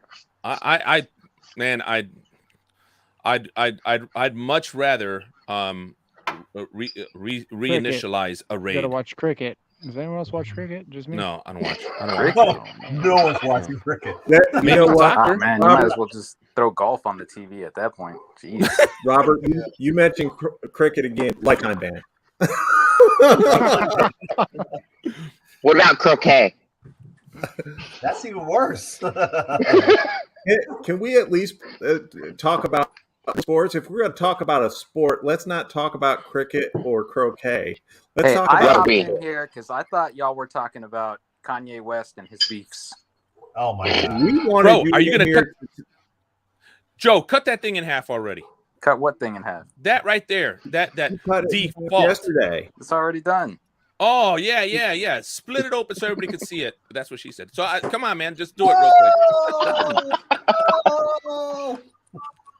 Look at that. It's Look done. at that. That's Actually, I just got my hands on this bad boy. This is that brand new metal and wood cutting blade from Diablo. And I really, really wanted to see what it could do. And when we got to the chuck, the blade was toast. So the reason why your blade was toast is because you were cutting into the back end of that, which was aluminum or copper. You need a non-ferrous metal cutting blade. There's two different kinds of blades. And Hey, well, what you can do, you can actually probably run that through a 2x4 and get all that crap that's stuck on that blade, and it'll actually cut metal a little bit better. Oh, no, trust me. There's barely any teeth on this at this point. Check this out. Whoa. Look at that. Yeah, they look pretty gone. Yeah. There's nothing there. The carbide is gone. Carbide's gone. This is one of the remaining teeth. And you can see here, that other one's gone. Yeah, I Yep. gobbled them up. You can warranty that out. Tool Matt is right. Put it on backwards when you're going through heavy metal, and it'll work just fine. Put it on backwards, Are huh? they going to I warranty don't that know. for you? I take a lot of chances, but take it back to Home Depot and say, hey, so yesterday, talking about that, yesterday we had a Cat 6 testers because we were testing Cat 6 between 2 points. And, you can get that the small Cat 6 unit that goes, the remote unit that takes off in the back. No, we don't. Wait, know. hold on. No. So they one of the guys tossed it to me. He was 50 feet up in the air in a man lift, and he tosses it to me, right? And I didn't catch it, right? I'm a horrible cat. I'm not good at sports. I've never been good at sports, so I didn't catch it. It hit the floor. It didn't break. We were still able to finish the job. But he's like, "Don't worry, I got a Home Depot warranty. I'm going to warranty it tomorrow." I was like, "That is so unethical and wrong. I would prefer to pay it since I didn't catch it." Yeah. So as far as Peter the Rum goes, not my day to watch him. He can be in the chat whenever he wants. D-Tran, the reason I made a bunch of people, you weren't here. No, they asked. And I'm like, Blue Wrench for everybody. I'll give it to them. So there you go. Joe, they wanted you to talk about hacks and your support of hacks. of hacks. Yeah, tool deal hacks. Tool deal hacks. Well, look, Tool hacks. there's no. It's not a hack. You're not like breaking into the Home Depot website or anything like that and giving yourself free tools. That's what everybody calls it. Yeah, including like Toolbox. I title it that way because people click on that. Yeah. But the honest to God's truth is, it's really just a BOGO, and they break down the prices on the receipt. So there's no stealing, there's no theft, there's no trickery. It even says maximum return value on the receipt when you go to return the other item. And most of them are like 1/3 of the actual full price. So if it was like $179 tool, you only get like $80 back. Yeah, it's not. So Yeah. You know, it's something like a mail-in rebate where you got to take that extra step. And, you know, a lot of us have problems. So you could save $20-$30 here, there. It adds up. I'm not a fan of I guess I watched a few of those videos, right? And I just wasn't a fan of them saying, well, if you return these, you get this one for free, and you walk away basically with a free tool or for $50 or whatever it is, right? Yeah. I watched that once or twice and I said, I'm never watching that again. I'm not interested in doing that. To me personally, now this is a personal thing, and nobody has to do what I'm doing. It's my personal values and thinking, right? Well, the other problem with it is it's only location based. Wow. It's whatever locations have more of that item. If I'm buying, if the deal was buy 3 get 1 for free, to me that's somewhat of like an agreement. Hey, I'm gonna buy your 3, I'm gonna get the 1 for free, and we're cool. But you're not actually getting the 4th one for free. If you actually look at the receipt, it says that it has a price. They just knock the price of the other 3 down so that way they could charge you for the 4th one. Yep. So I'm going to say this. I'm going to say this. When it comes to that, if an individual is doing that, their keepers, great, no problem. I got no issue with it. I know of a channel that he takes advantage of these things. So he'll go out and he'll buy when it's buy one get one, especially at Lowe's, because they zero out the other tool. Yes. He will buy both tools. He will return the one he paid for to get a free tool, and then act like he's Mr. King Turd on Turd Island, telling everybody how much he goes up to spend. Well, you spend nothing because you're cheating. That's what I'm talking about, Joe. That person. And then there are also guys that will do the deals, and then they'll sell the tools that they got that they didn't need. I got no problem with that. Here's the thing. Oh, that I don't care about. Yeah. You can get flagged and your accounts can get banned, as Robert knows. He's part of Deal Team 6. The thing about the Lowe's hack, yes, it zeroes out the BOGO item on the receipt, but depending on the state you're in, that can be classified as return fraud because you're literally getting something for free. Well, good. And the other thing is, don't feel bad for Lowe's or Home Depot or whomever. They're not losing sleep over this. And those BOGOs at Lowe's, just so you guys know, now I'm not advocating this because I don't. Most of them are actually from the manufacturer. But yes, exactly. The BOGO item at Lowe's that's zeroed out on the receipt is a free item that the manufacturer, DeWalt or Cobalt or whomever, has budgeted for. Mm-hmm. And at the end of the year, you guys think that they lose money on that? No, that's a loss. That's tax deductible for them. And the other thing is a lot of these, like at Home Depot, a lot of these buy ones and you get a free tool. What people don't realize is that the manufacturer did that on purpose because they know if you got 3 tools and you get 1 free, people aren't reading the receipts. They're not looking at the receipts saying, oh, I got charged for that, but they just lowered the price of everything else. Those people actually go to Home Depot. They'll buy 4 or 5 different sets or combinations of those because the fact that they're getting a discount. So what's actually happening is Home Depot's making more money because instead of just buying 3 tools and getting 1 free, they're actually buying 15 or 20 and getting 4 or 5 free because they're spending more money. It's all about spending more money. If it looks like you're saving money, you're going to spend more. Oh, For me, man. it's not. I For me, have it's bought not some about. yachts for some of these Home Depot executives. Let me tell you. Joe, for me, it's not So- about feeling bad for anybody or Home Depot or Lowe's. For me, it's more of being in Ethical tune with my ethical values that I live by. Right. You have a That's conscience and you have morals. right. And Yeah. for Some me, people talk for a me, it good doesn't. game. For me, it doesn't pass the sniff test. It doesn't mean that it doesn't. It doesn't mean that anybody else can do it, and I'm gonna judge them erroneously. I don't care But you what are you do. judging. No. You are. You're No. saying I'm ethically saying it doesn't I hold won't up. do it to But my ethics. But to my ethics, it Yeah. doesn't hold up. now, That's what I'm saying. I don't care what you do. If you could, let's say, for instance, for me, ethically, it's not right for anybody to smoke or drink. okay, But let me put it that's this way. That's my So ethics. you don't want to pay less than MSRP for tools, right? Of course I do. Anybody Have you ever does. used a coupon? Absolutely have. Have you ever bought anything on clearance? Absolutely have. So what's the difference? The difference is you're going in with the agreement that you're going to buy these two tools, and we're going to give you another one zeroed out, and then you go and No, return I'm them. talking about the prorated ones. No issue with that. No issue with that. Zero issue with that. Okay, so now your that you've issue is explained with getting the free item from Lowe's And it being returned. Okay. and not returning the The- free item. Hey, That is Yeah. bad. Yeah. That Yeah, is- here's the other returning thing. the item that you paid for to get money back, but you keep the free item. I understand what Ed's talking about. right. If Right. Yeah. if enough attention is brought up on that hack, so to speak, Mhm. Lowe's will kill it. Yeah. And Well, I'd people love are to see making it, honestly. people are And making YouTube videos out. I mean, hell, Robert just got a flag, right? I mean, it's not like they don't know.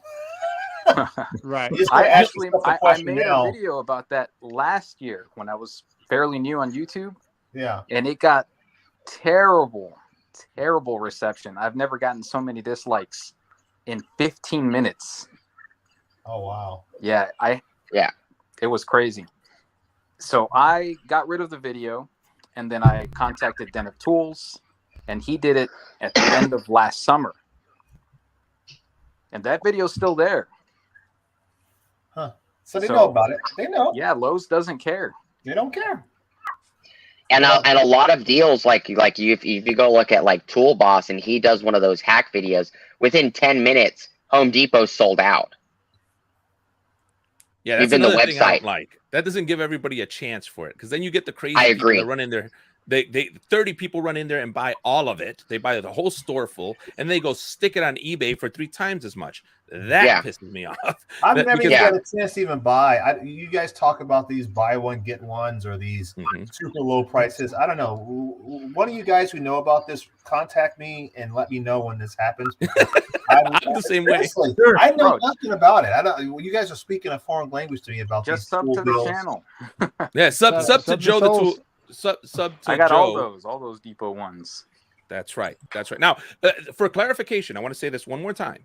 I have zero issue with anything that's prorated on the receipt, because if it's prorated, you're right. You did pay for it at a lower rate, and as long as you return certain things, they're paid for. Agreed. 100% zero issue. I'm with you. I do have an issue with returning things and keeping something for 100% free. I think that that's breaking a contract consciously with my ethics. I don't care if anybody else does it. I wouldn't do it. That's just me. I won't Yeah, make a I video on wouldn't. it. Wait, Yeah, that's it. wait, That's it, hold bro. on. Midwest, that's it. Oh. That's it. Oh, Yeah, I was so- trying to blow him up. There you go. Oh, there we go.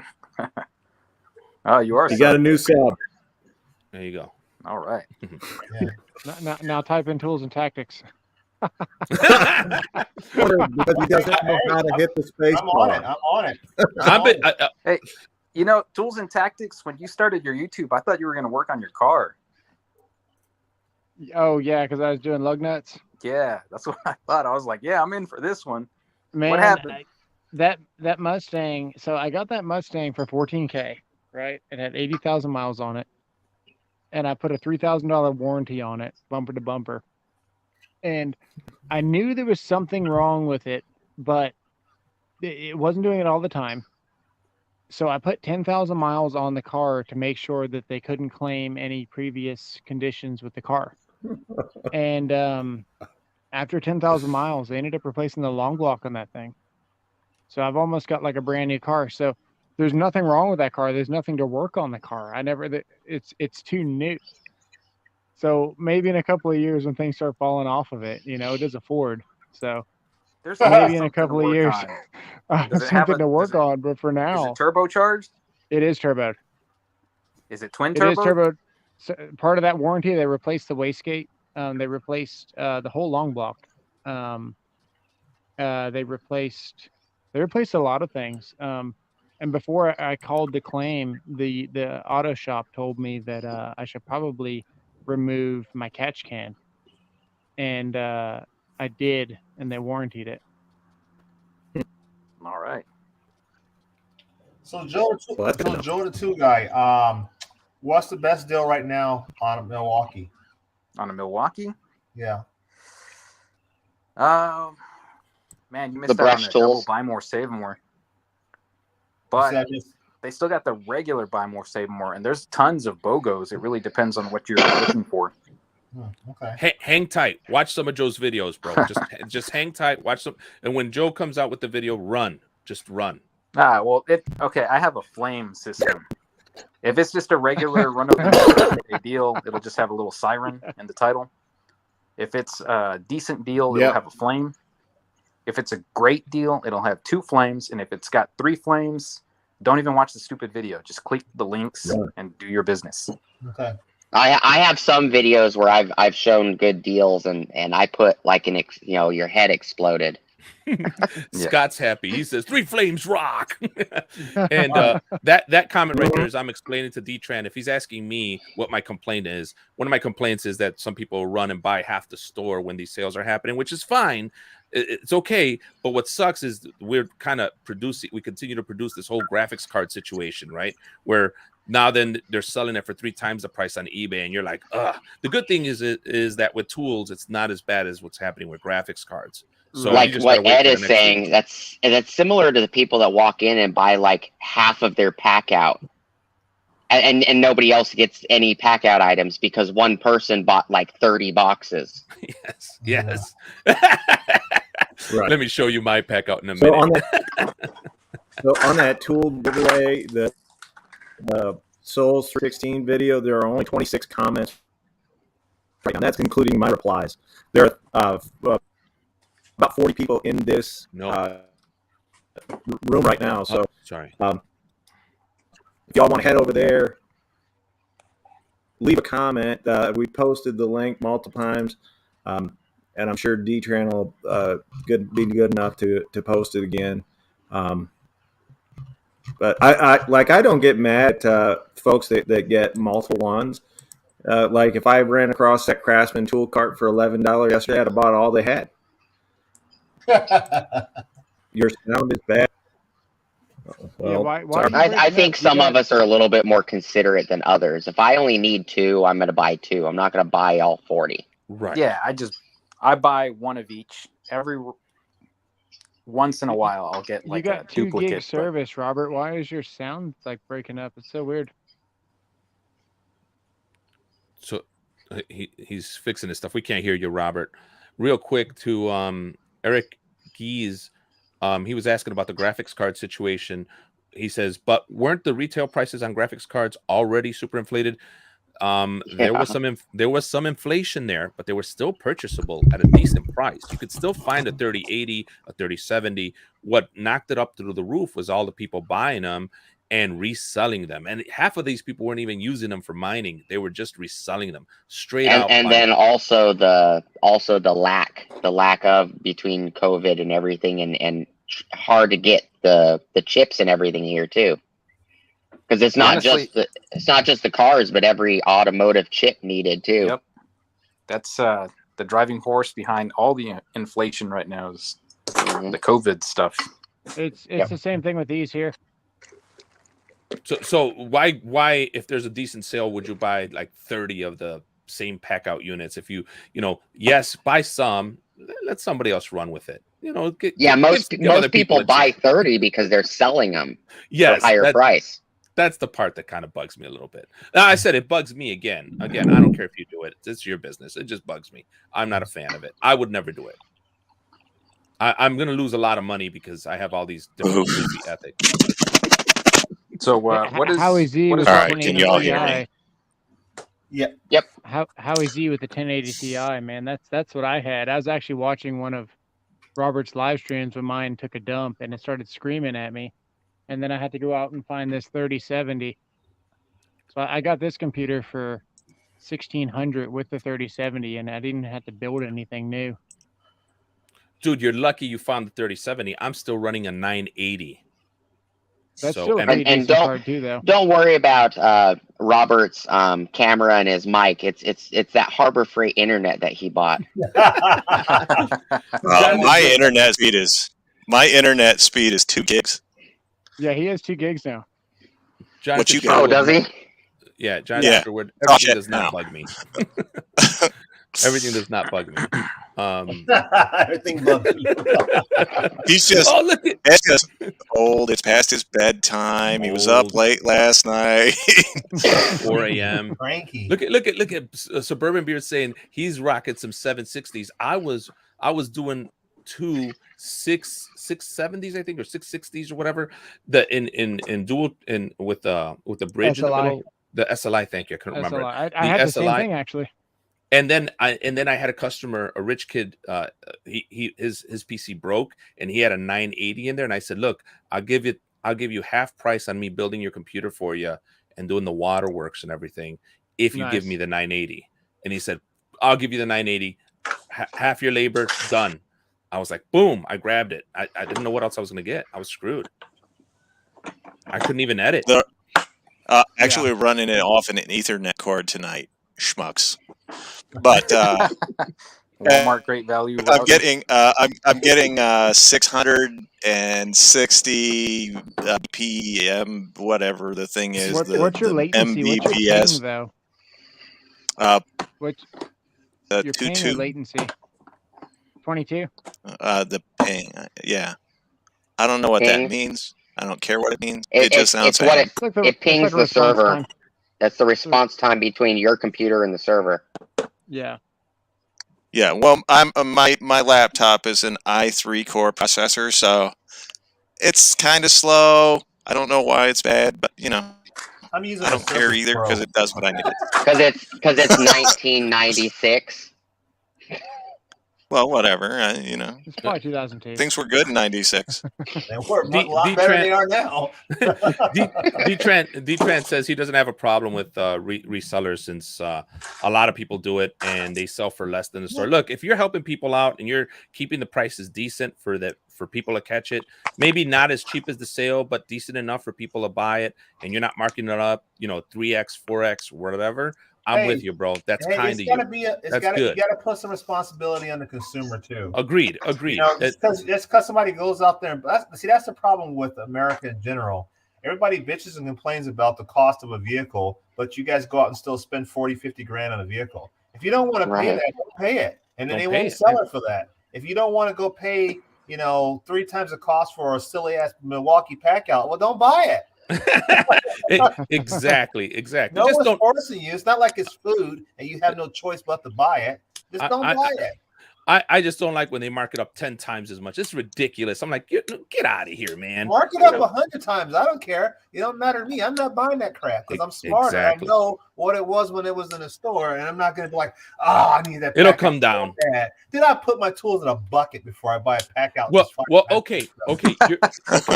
Hey, so James, true. But what's wrong with buckets? Nothing's wrong with buckets.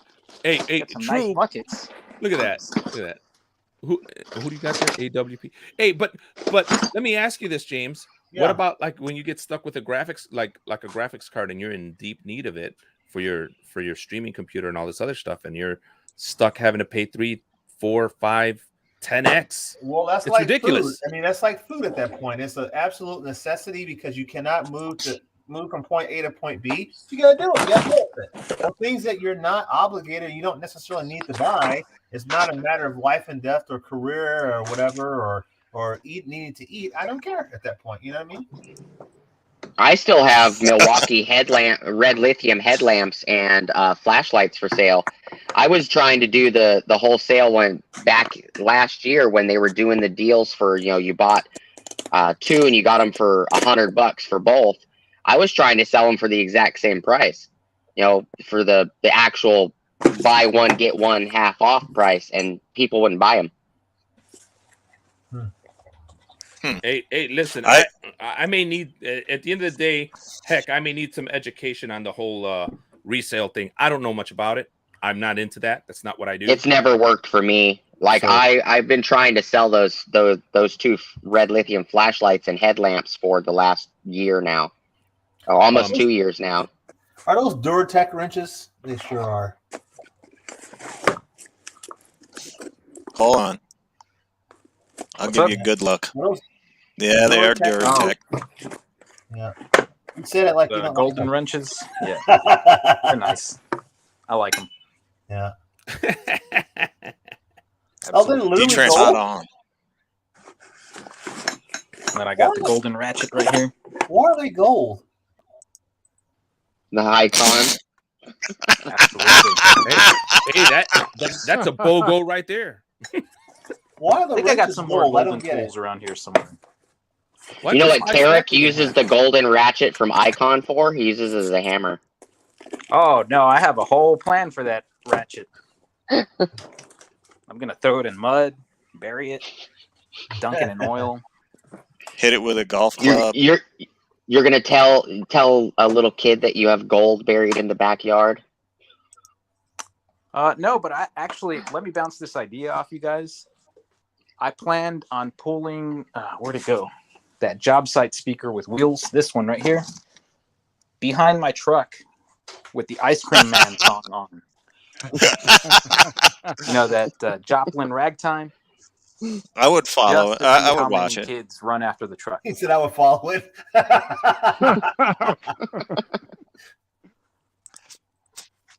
You know what?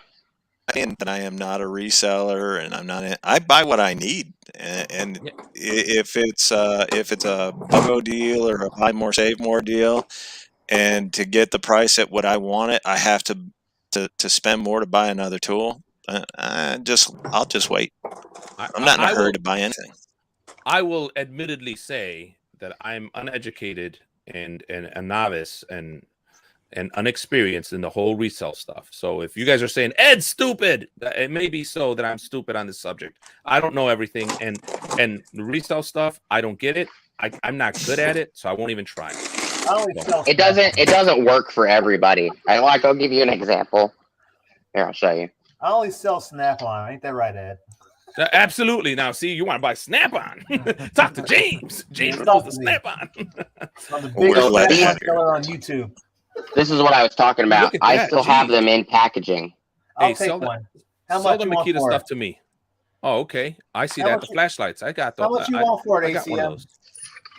I wanted $100 for a 2-pack.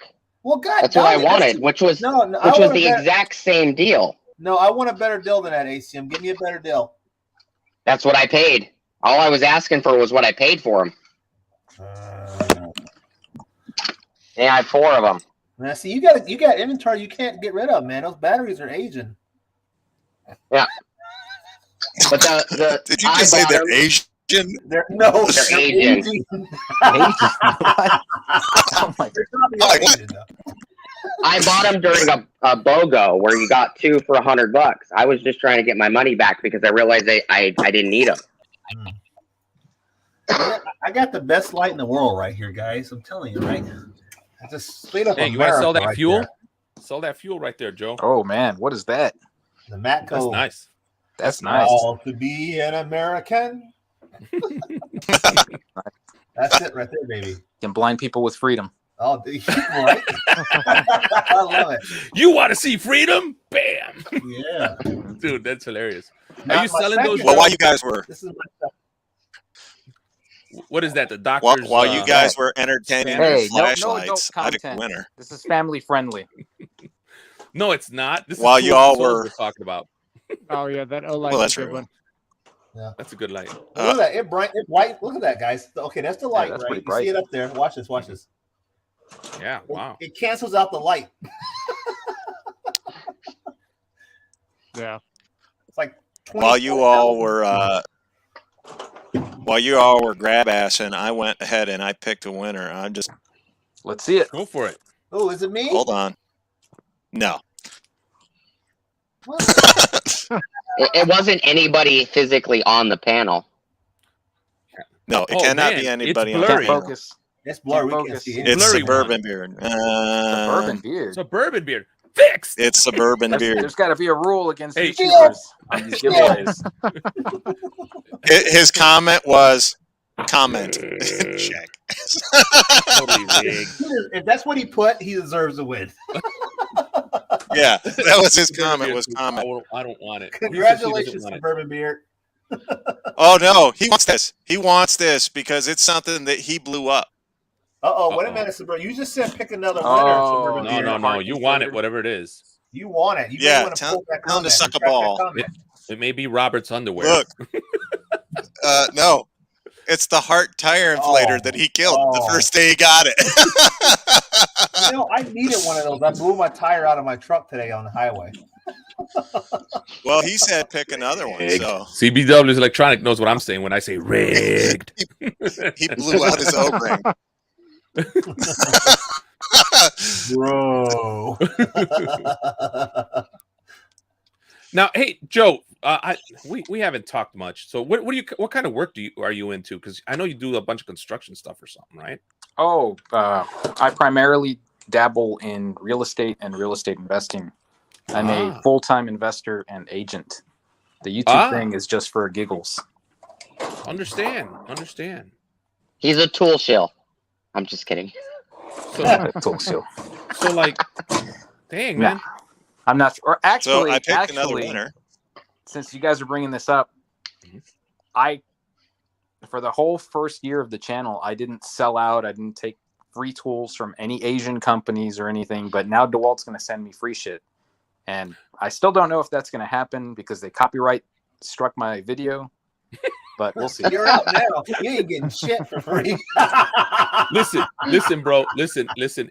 I ain't gonna shill until it's like DeWalt, Milwaukee, Makita. Then it's understandable. So you got zero issue with me on that. That sounds great. That's the way to do it. Oh, no. I'm definitely still not going to shill. I mean, I'll review the free stuff they send me. They're supposed to send me a 15 amp hour flex volt and some demo hammers. Joe, you don't get it on my channel. If you got a YouTube channel where you talk about tools, you're a shill. Yeah. You're a shill. You're a shill whether you like it or not. I will be destroying whatever they send as long as I don't have to return it, because then they'll get it in pieces. Destroy it, drown it, or give it away. And then that way, nobody could say you're a shill because you actually said, look, I'm taking this. For the record, I've been trying to destroy the Flex ever since I got it. I didn't get it for free, but I've literally been trying to. I'm sure I could It help. won't die. The Flex won't die. No, it won't. That's not a lie, guys. Yeah, Here's Blinky. If it's got the heart of cobalt in it, it's going to be good to go, guys. Cobalt rock. I don't think it has nothing to do with Cobalt. It's completely different. It's Hey, like don't buying you a say Black that. & Decker or buying a DeWalt. Hey, don't you say that. Cobalt rules, okay? Blinky. Joe, that was one of my favorite videos that you ever made. With that Sawzall. I actually went out and bought that Sawzall, and I underestimated how powerful it was just on your video. I mean, you cut a safe in half, but I still went out and bought it. And I literally pulled my shoulder out when I was trying to cut some EMT with that beast. I had to return it. It was too big, too heavy, and too monstrous. That's what she said. I mean, you mean that the tool was more man than you? Not to You him. said the tool was more man than you? Dude, that tool, I drove 4 3/8 lags into a pressure treated 4x4 and then cut them off in less than 3 seconds. That's a hell of a tool. It's like that perfect thing slogan. is a monster. Our tools are more banned than you are. Yeah. I just want you to know, Suburban Beard is going to be getting some free stuff sent to him by probably Greenworks. Just a shot in the dark there, but I think it'll be Greenworks that sends it to him. He deserves it. Nut wax. Nut wax. Don't get me started on the nut wax. We got to send Joe some nut wax. Yeah. So I haven't even got mine yet, Ed. Can I get my nut wax, man? You know, I'm gonna start. You know, when I hit 5,000, I think I'm gonna do some packages and just start sending them out to people. Because I don't want to do this whole winning thing. I'm just gonna send it out to certain people. Not to pat my own self on the shoulder here, but I hit 5,000 the other day, guys. Oh, what? Oh, Hey, congratulations! Yeah. Congratulations! Heck, That was my personal goal, so I'm gonna retire now. How about a Suburban Beard? Can we sell this right here? No wax. There you go. Grease your tool right there. No wax. Hey, next time you do a picture of me, Joe, can you do a picture of me with the nut wax like this? Oh, that'd be awesome. We gotta do that. I can put some nuts in your picture. Oh! No, nut wax. I said nut wax, not nuts. Okay. He's forgetting the ball toner. Nut I clicked on wags, that right? link that Robert Smith Look at the posted camera. about Too many the talking at flashlights. one time. Stop. Too many people talking at one time. Uh-oh. Teacher's putting us on mute. We had 4 people at one time. So. That right. All there, right. Joe. You want? Hold on. Okay, Joe. This right here, not nuts, bro. Nut wax. Or you can even put the Buckies if you want to put some nuts in there. Buckies. All right? But no nuts. All right? I don't subscribe to that. It's disgusting. You might have sealed your fate there, bro. Oh man, you're gonna get copyright struck 3 or 4 times. I think that was a good comment right there from Rodney Widger, guys. I don't know if you saw it, but he says anything cobalt rigid when you want to donate to my Veterans Woodworking Club, anything woodworking related would be greatly appreciated. That's pretty cool. That is awesome. I like that. I had it up there for a minute, but yeah. So if you guys got tools you want to donate that actually work, get with Rodney Widger, man. Yeah, I can send them that DeWalt drill. There you go. It still works. Just tape it up. Just tape it up. But that's pretty cool. I was looking into those flashlights that Robert Smith posted about. He put the link on there about the reviews. Yeah, they're no good. Well, that I've been using them for years. So, Joe, are you on TikTok? Me? Yes. Yeah, but my content's kind of whack on there. I I haven't figured out TikTok just yet. It'll get better. You haven't done anything in a minute, right?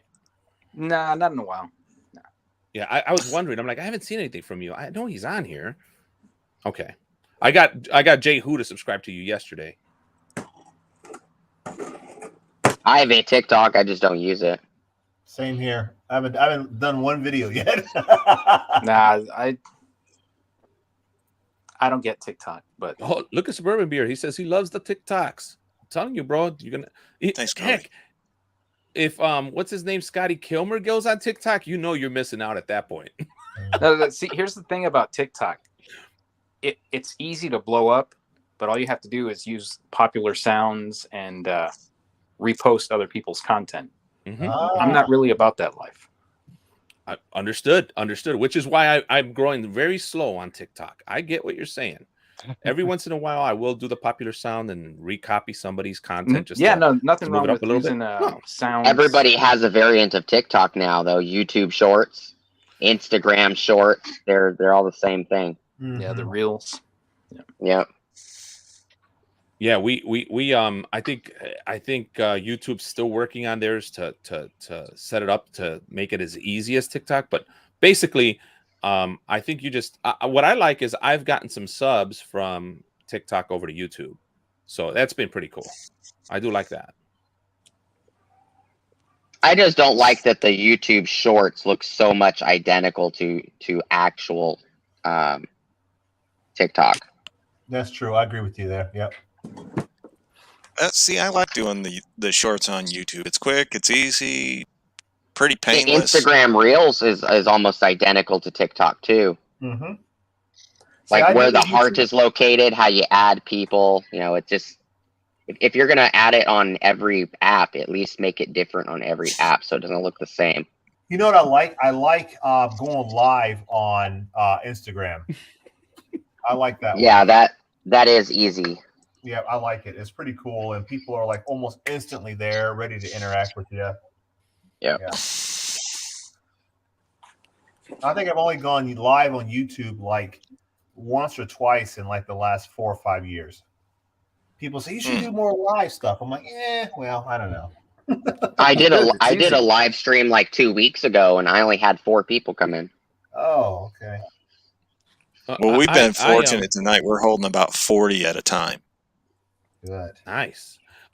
That's because of Ed's nut wax. That's right. That's right. That'll bring them in Actually, every single time. It's because I'll tell you the one difference. I'm just gonna.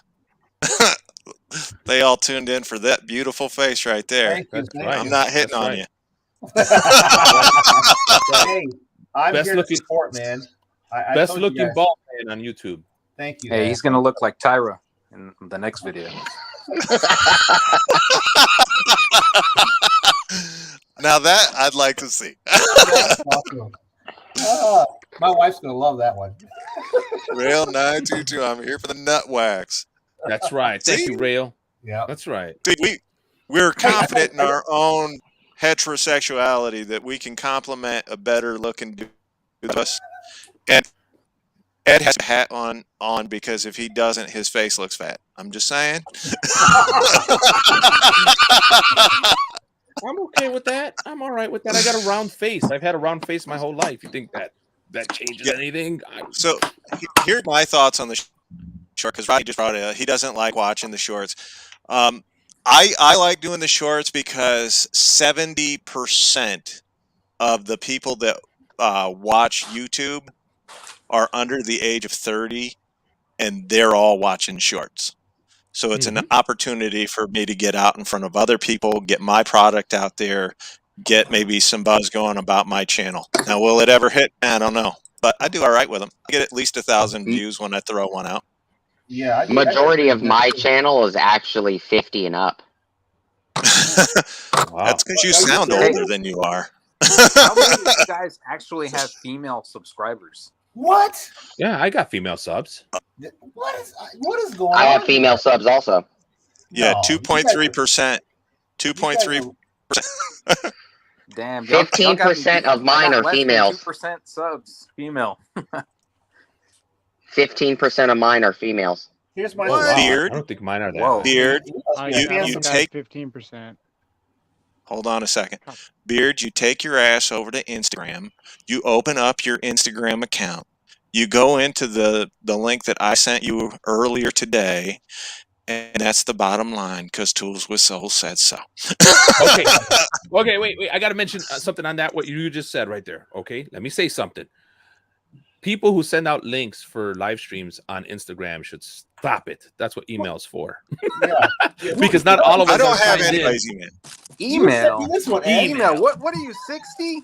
Yes, I'm almost 60, bro. Look at me. I'm old. You gotta grab that link, because I basically have to grab that link from Instagram and email it to myself, because on this PC that I use for live streaming, I don't have Instagram installed on it. I only have it on my phone because I don't want Instagram on my phone, on my computer. What do I want that floating around in there? Just live stream from the phone. Oh, you could, but I don't have as good camera or microphone and good equipment. Hey, Ed, didn't you send me the link for tonight? I did on Instagram. On Instagram. I thought you said you like to email it. So I email it to myself. Oh, I was looking for an email. Maybe I'm old too. I'm like, what is it? I just sent it the way I got it. I was like, where's that email at? I had a question for you guys. 80% of us on the panel don't even have a blue wrench in here. Oh, you have a blue wrench? Shut your pie hole. No, I don't. Yes, you do. I hope I don't. No, I don't. Hold on. I don't got all of my comments are black. Yes, I don't have one. Hold on. Good. All of you that want to be a moderator, just go to the comment section, put "make me a moderator," and you'll get your blue wrench. Careful with that. Right now. I did that. We did that because Jehu thought it would be funny, and we did it. And then I had some mods blocking other people because they didn't like them. and they did some really dumb stuff, and I had to sit there, and I lost some subscribers because they're like, you blocked me, and I'm like, I didn't block you. There you go, Robert. I just typed for you. Here you go. Here are the rules for being a moderator on my channel. The only thing you block on my channel, period, the only thing you block is Robert's joke. No, are the folks that they have like the porn website things that they post. That's it. Oh yeah. The rest of it, I don't the care. trolls.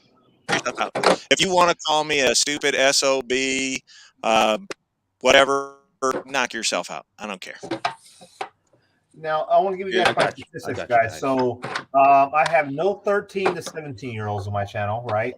I have 12% that are up to age 24, up to age 34 are 31.6, up to 44 I got you guys. 24, 45 to 54 is 17, and then 65 and older are 4%. I only have 1.4% of females that watch my channel, and 98.6 are men.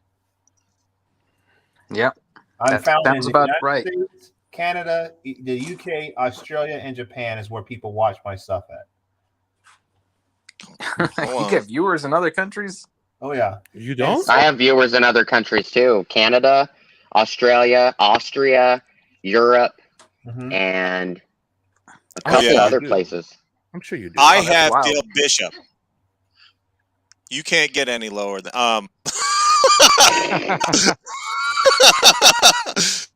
he's a lurker. He's here. He's got a blue wrench. He's a lurker on the channel. He only leaves comments like every once in a while. But I want him to know I might just see you there, and I'm gonna make fun of you. Oh, hey, that's true. If I count Eugene, I've got 2 women on my channel. There you go. Yeah, so we're doing pretty decent. I've had this month alone has been a great month for my reach. I've got 74,000 views this month. Wow. I've got 5.6 of my audience female, which is low, but I'm still getting some female. It's because of your voice, Ed. You got that. Hey, that's not bad. 5%, not bad at all. You got that radio show voice. And then 18 to 24-year-olds, 9.3%. Okay. And then it goes on from there. The majority is 40 to 54. Oh, so you pertain to an older crowd. Well, yeah, I am the old guy. What is your title? That is my title, the old guy. Hey. I have 22,000 views in the last 2 weeks. Ooh, boy. Jeez, that's killing it. Smoking. That's pretty good. Hell yeah, that is. How do you I have 1.7% of my audience is from the UK. And which, funny enough, 5.5% needs subtitles when I speak. 98.5% male. 98.5% male. So that 1.5% is Eugene, and it's probably some random chick. 53% of mine is found on Google search. Hey, that sounds like growth. Yeah. Because you're not getting referred word of mouth or picking up subs due to shout outs, man. Yeah. 1.2% is found on DuckDuckGo. DuckDuckGo, is that still a thing? Oh, yeah, it's a big thing. Yeah. What is that? You get computer nerds that's all they use is DuckDuckGo. They don't touch anything else. Yeah, that's me. I just signed up for a VPN yesterday. A VPN? That's just barely? I'm just saying this. When you guys start talking techie garbage, right? I'm just gonna throw out random stuff like I got a VPN yesterday because I don't know what you're talking about. I'm a cool guy. 95% of my channel is actually watched through playlists. Wow. Nice. Google search for me is 37%. And then I got 3.8% female. And then, that means I'm whipping both of you. Google search is 37%, but yes, Welder, I guess I must have had a lot of good content for Yes Welder. I get 16.6% of my viewers are coming through there. That's weird. I don't know. I still think my channel sucks, so I don't even care. I look at whatever I We got. do too. It is It's what that it is. it's that Honda hat. Yeah, it's my Honda hat. And You're Honda right. Chase them away. I love that. Woo, I look think at it's the Beard. face.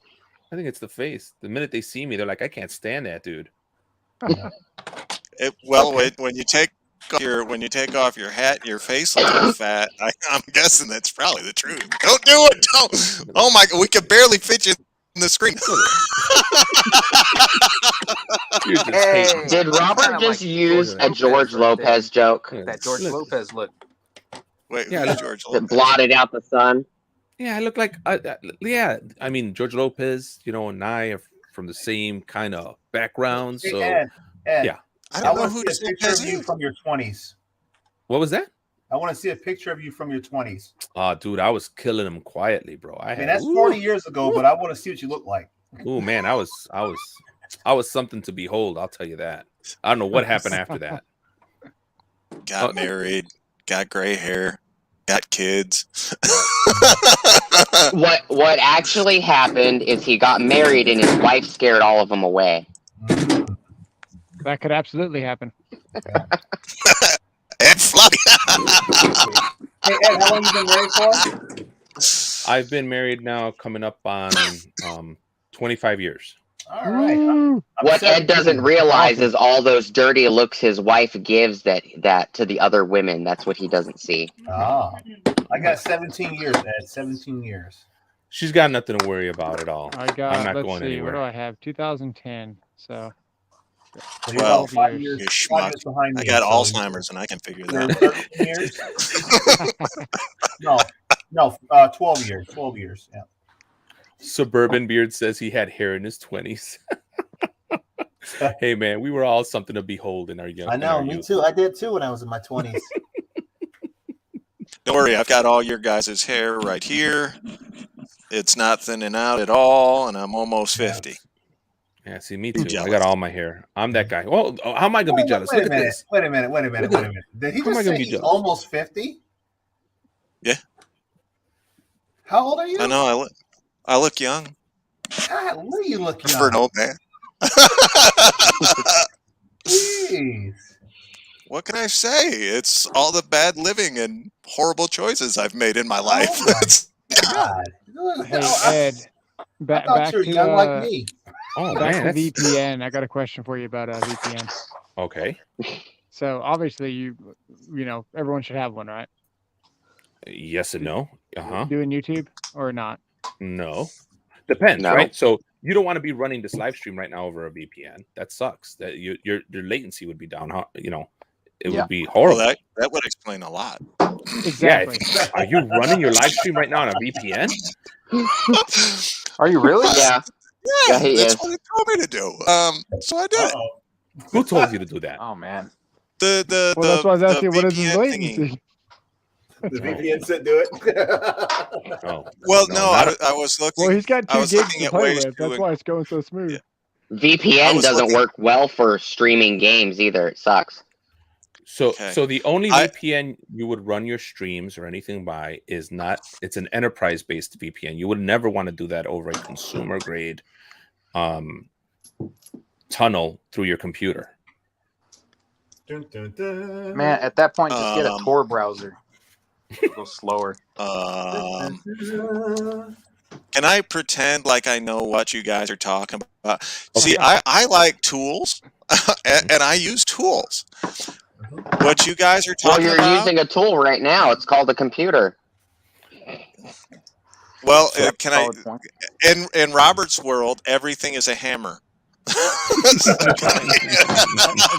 Well, Ed, you should be able to explain this to Robert because given that your audience is 65 and older. So the only way I could tell you, or I could explain this to you, is how many transmissions do you want in your car? How many gears or transmissions? No, Just one. transmissions. Transmissions. 2. Okay, so Eddie Murphy goes with 2. Well, imagine having 5 or 10 or 12, because you're right now, if you're using a VPN tunnel through your computer, you've added a transmission to your engine. Your ISP or internet service provider already has a transmission in there because they've gone ahead and are already throttling and policing your network. So they're already manipulating your packets or your data as it goes in and out. So that's another transmission. The information's slowing down because it's being transferred slower and slower for every single server it goes through. So now you reach the server that is StreamYard. There's another transmission. Then you reach another one, which is YouTube. There's another transmission. So you're adding so many transmissions that they're designed to protect your engine and switch to try to make it faster. But actually, what you're doing is losing horsepower as you introduce all those different transmissions. So what you need to do is what take you're this. saying is next week don't do that. Don't use your VPN next week for your live stream. Use your VPN when you're banking, when you're doing anything that you need protection from. But live stream, you need as much bandwidth going up, because you keep touting the 2 gig down number. Who cares what down is when you're live streaming? You need your up number. Upload. What is your up is also 2 gigs. 960 something right now. So right now you're at 900 symmetrical. So you're almost symmetrical. You're at 900 up, 2 gig down. So but by the time it gets there, it's more like 150.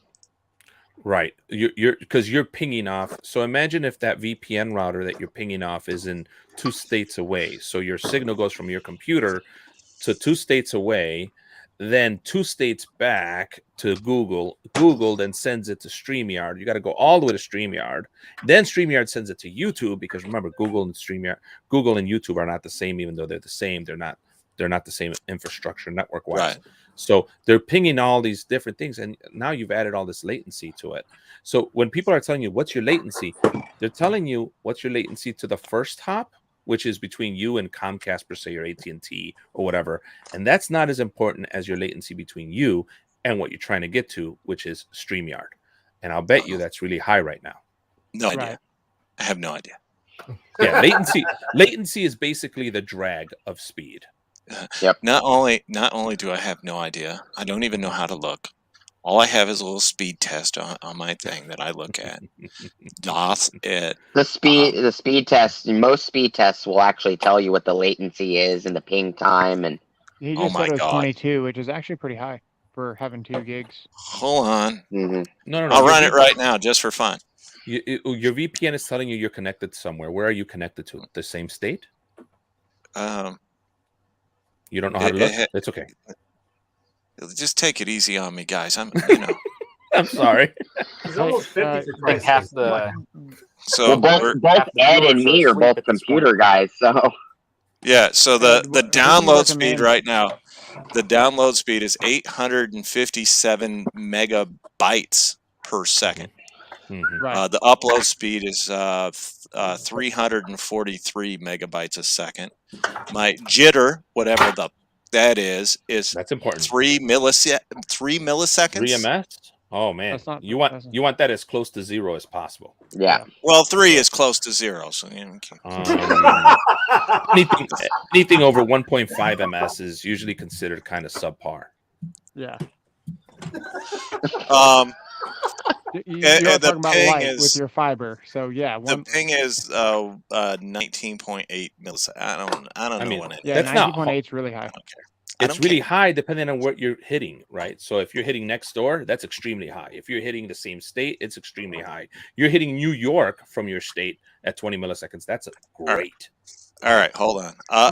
Let me try. Just Ookla. Let's see what. Ookla. No. Don't try Ookla right now. Right now on the stream, while you're at it, just turn off your VPN real quick. If it kicks you out, just come right back in. It's part of the plugin, like it's part of the browser and stuff. Oh, I know what you got. You got like that Gigablast from AT&T. Yeah, something like that. It's included in the thing that I got. Yeah, protected internet. You got protected internet. That's the new thing right now. But that's what that's how they explained it to me, and I have no idea how it works, nor do I care. Okay, got it. As long as I can. And you can't even go into the router or the modem and change that. No, you can't because they're protecting it at the core versus protecting it at the edge. So you're actually your VPN starts at your provider's local office. So let's say that local office is downtown, and then from there they're running a fiber string or a piece of wire to your house, right? So the protection is starting there. After this video here, call and tell them you need help because your signal, while it's doing great numbers, your latency and your jitter seem to be up because you're live streaming and it's doing horribly. Tell them that. They may understand it. Okay. All right, I just changed the server. So I'm not in Atlanta anymore. Oh, well, that would do it. that might be the problem. Whatever. You're just traveling thousands of miles. You're a wild man. I hit the little E. I hit the little E, or the little swirly thingy that says "Get on the internet," and I go to StreamYard, and I do that stuff, and next thing I know, I'm here talking to you folks and regretting my decisions in life. So what happened is he hit the E and then he heard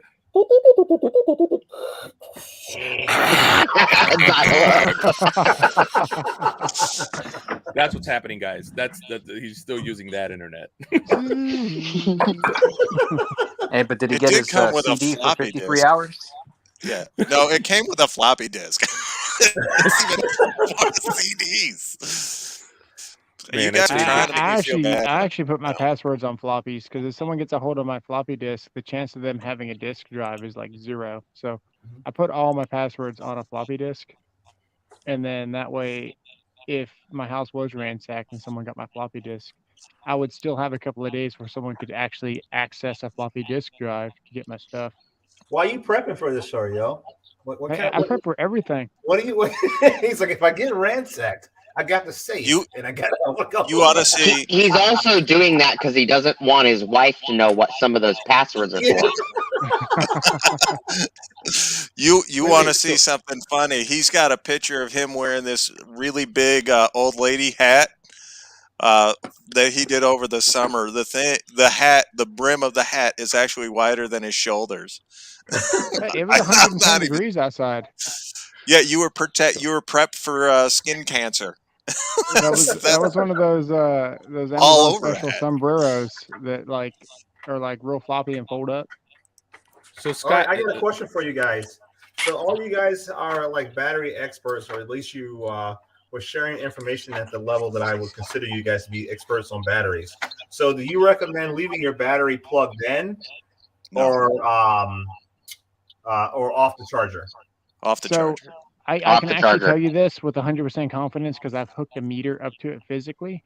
If you leave a battery on the flex and it's fully charged, it pulls 0 wattage, 0 amperage, 0 everything. So that is the only brand that I can actually tell you 100% that it shuts down. I think Makita does it too because they have an Energy Star certification on theirs. The Makitas do. The Makitas shut down as soon as the battery's done, but DeWalt, Milwaukee, Cobalt, and Bosch all continue.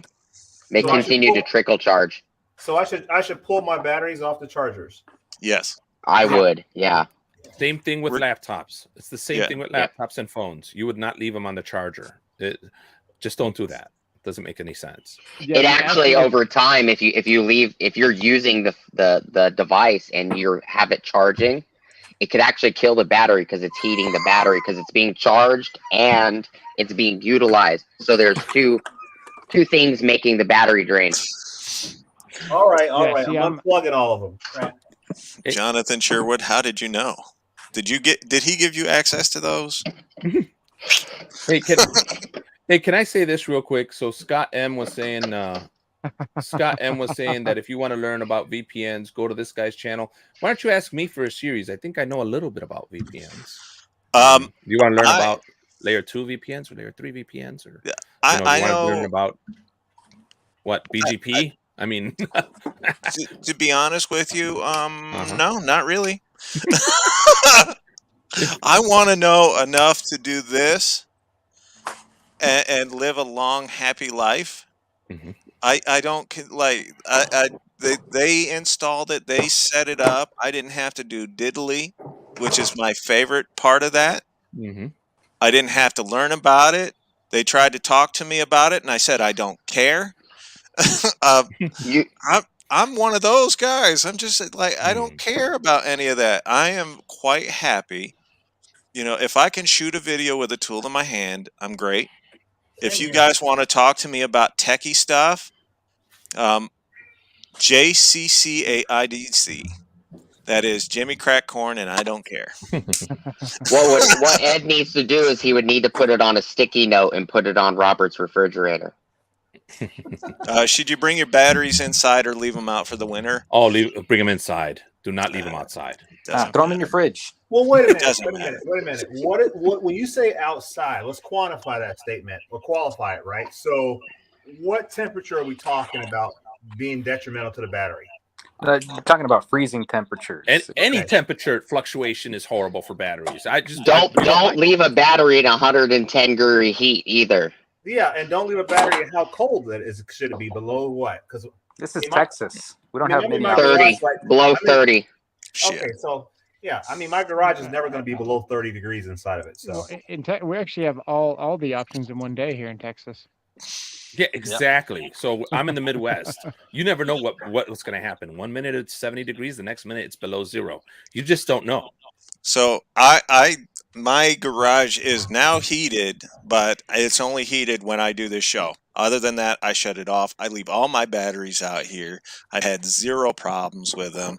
It's been down to 9 degrees in my garage. I've been able to grab them. They warm up within a couple of minutes, and they're good to go. I don't have any loss of power. As a matter of fact, there's maybe even a slight increase if the battery is a little on the cold side. That's because your house was built in like 1875. 1906. There you go. It was made of actual wood and actual brick and actual mortar. Yeah. Horsehair plaster. The Mine wall is made out of cardboard. Yeah, the walls inside are made of horsehair plaster. Okay, hey Joe, are you just showing us all your different tools?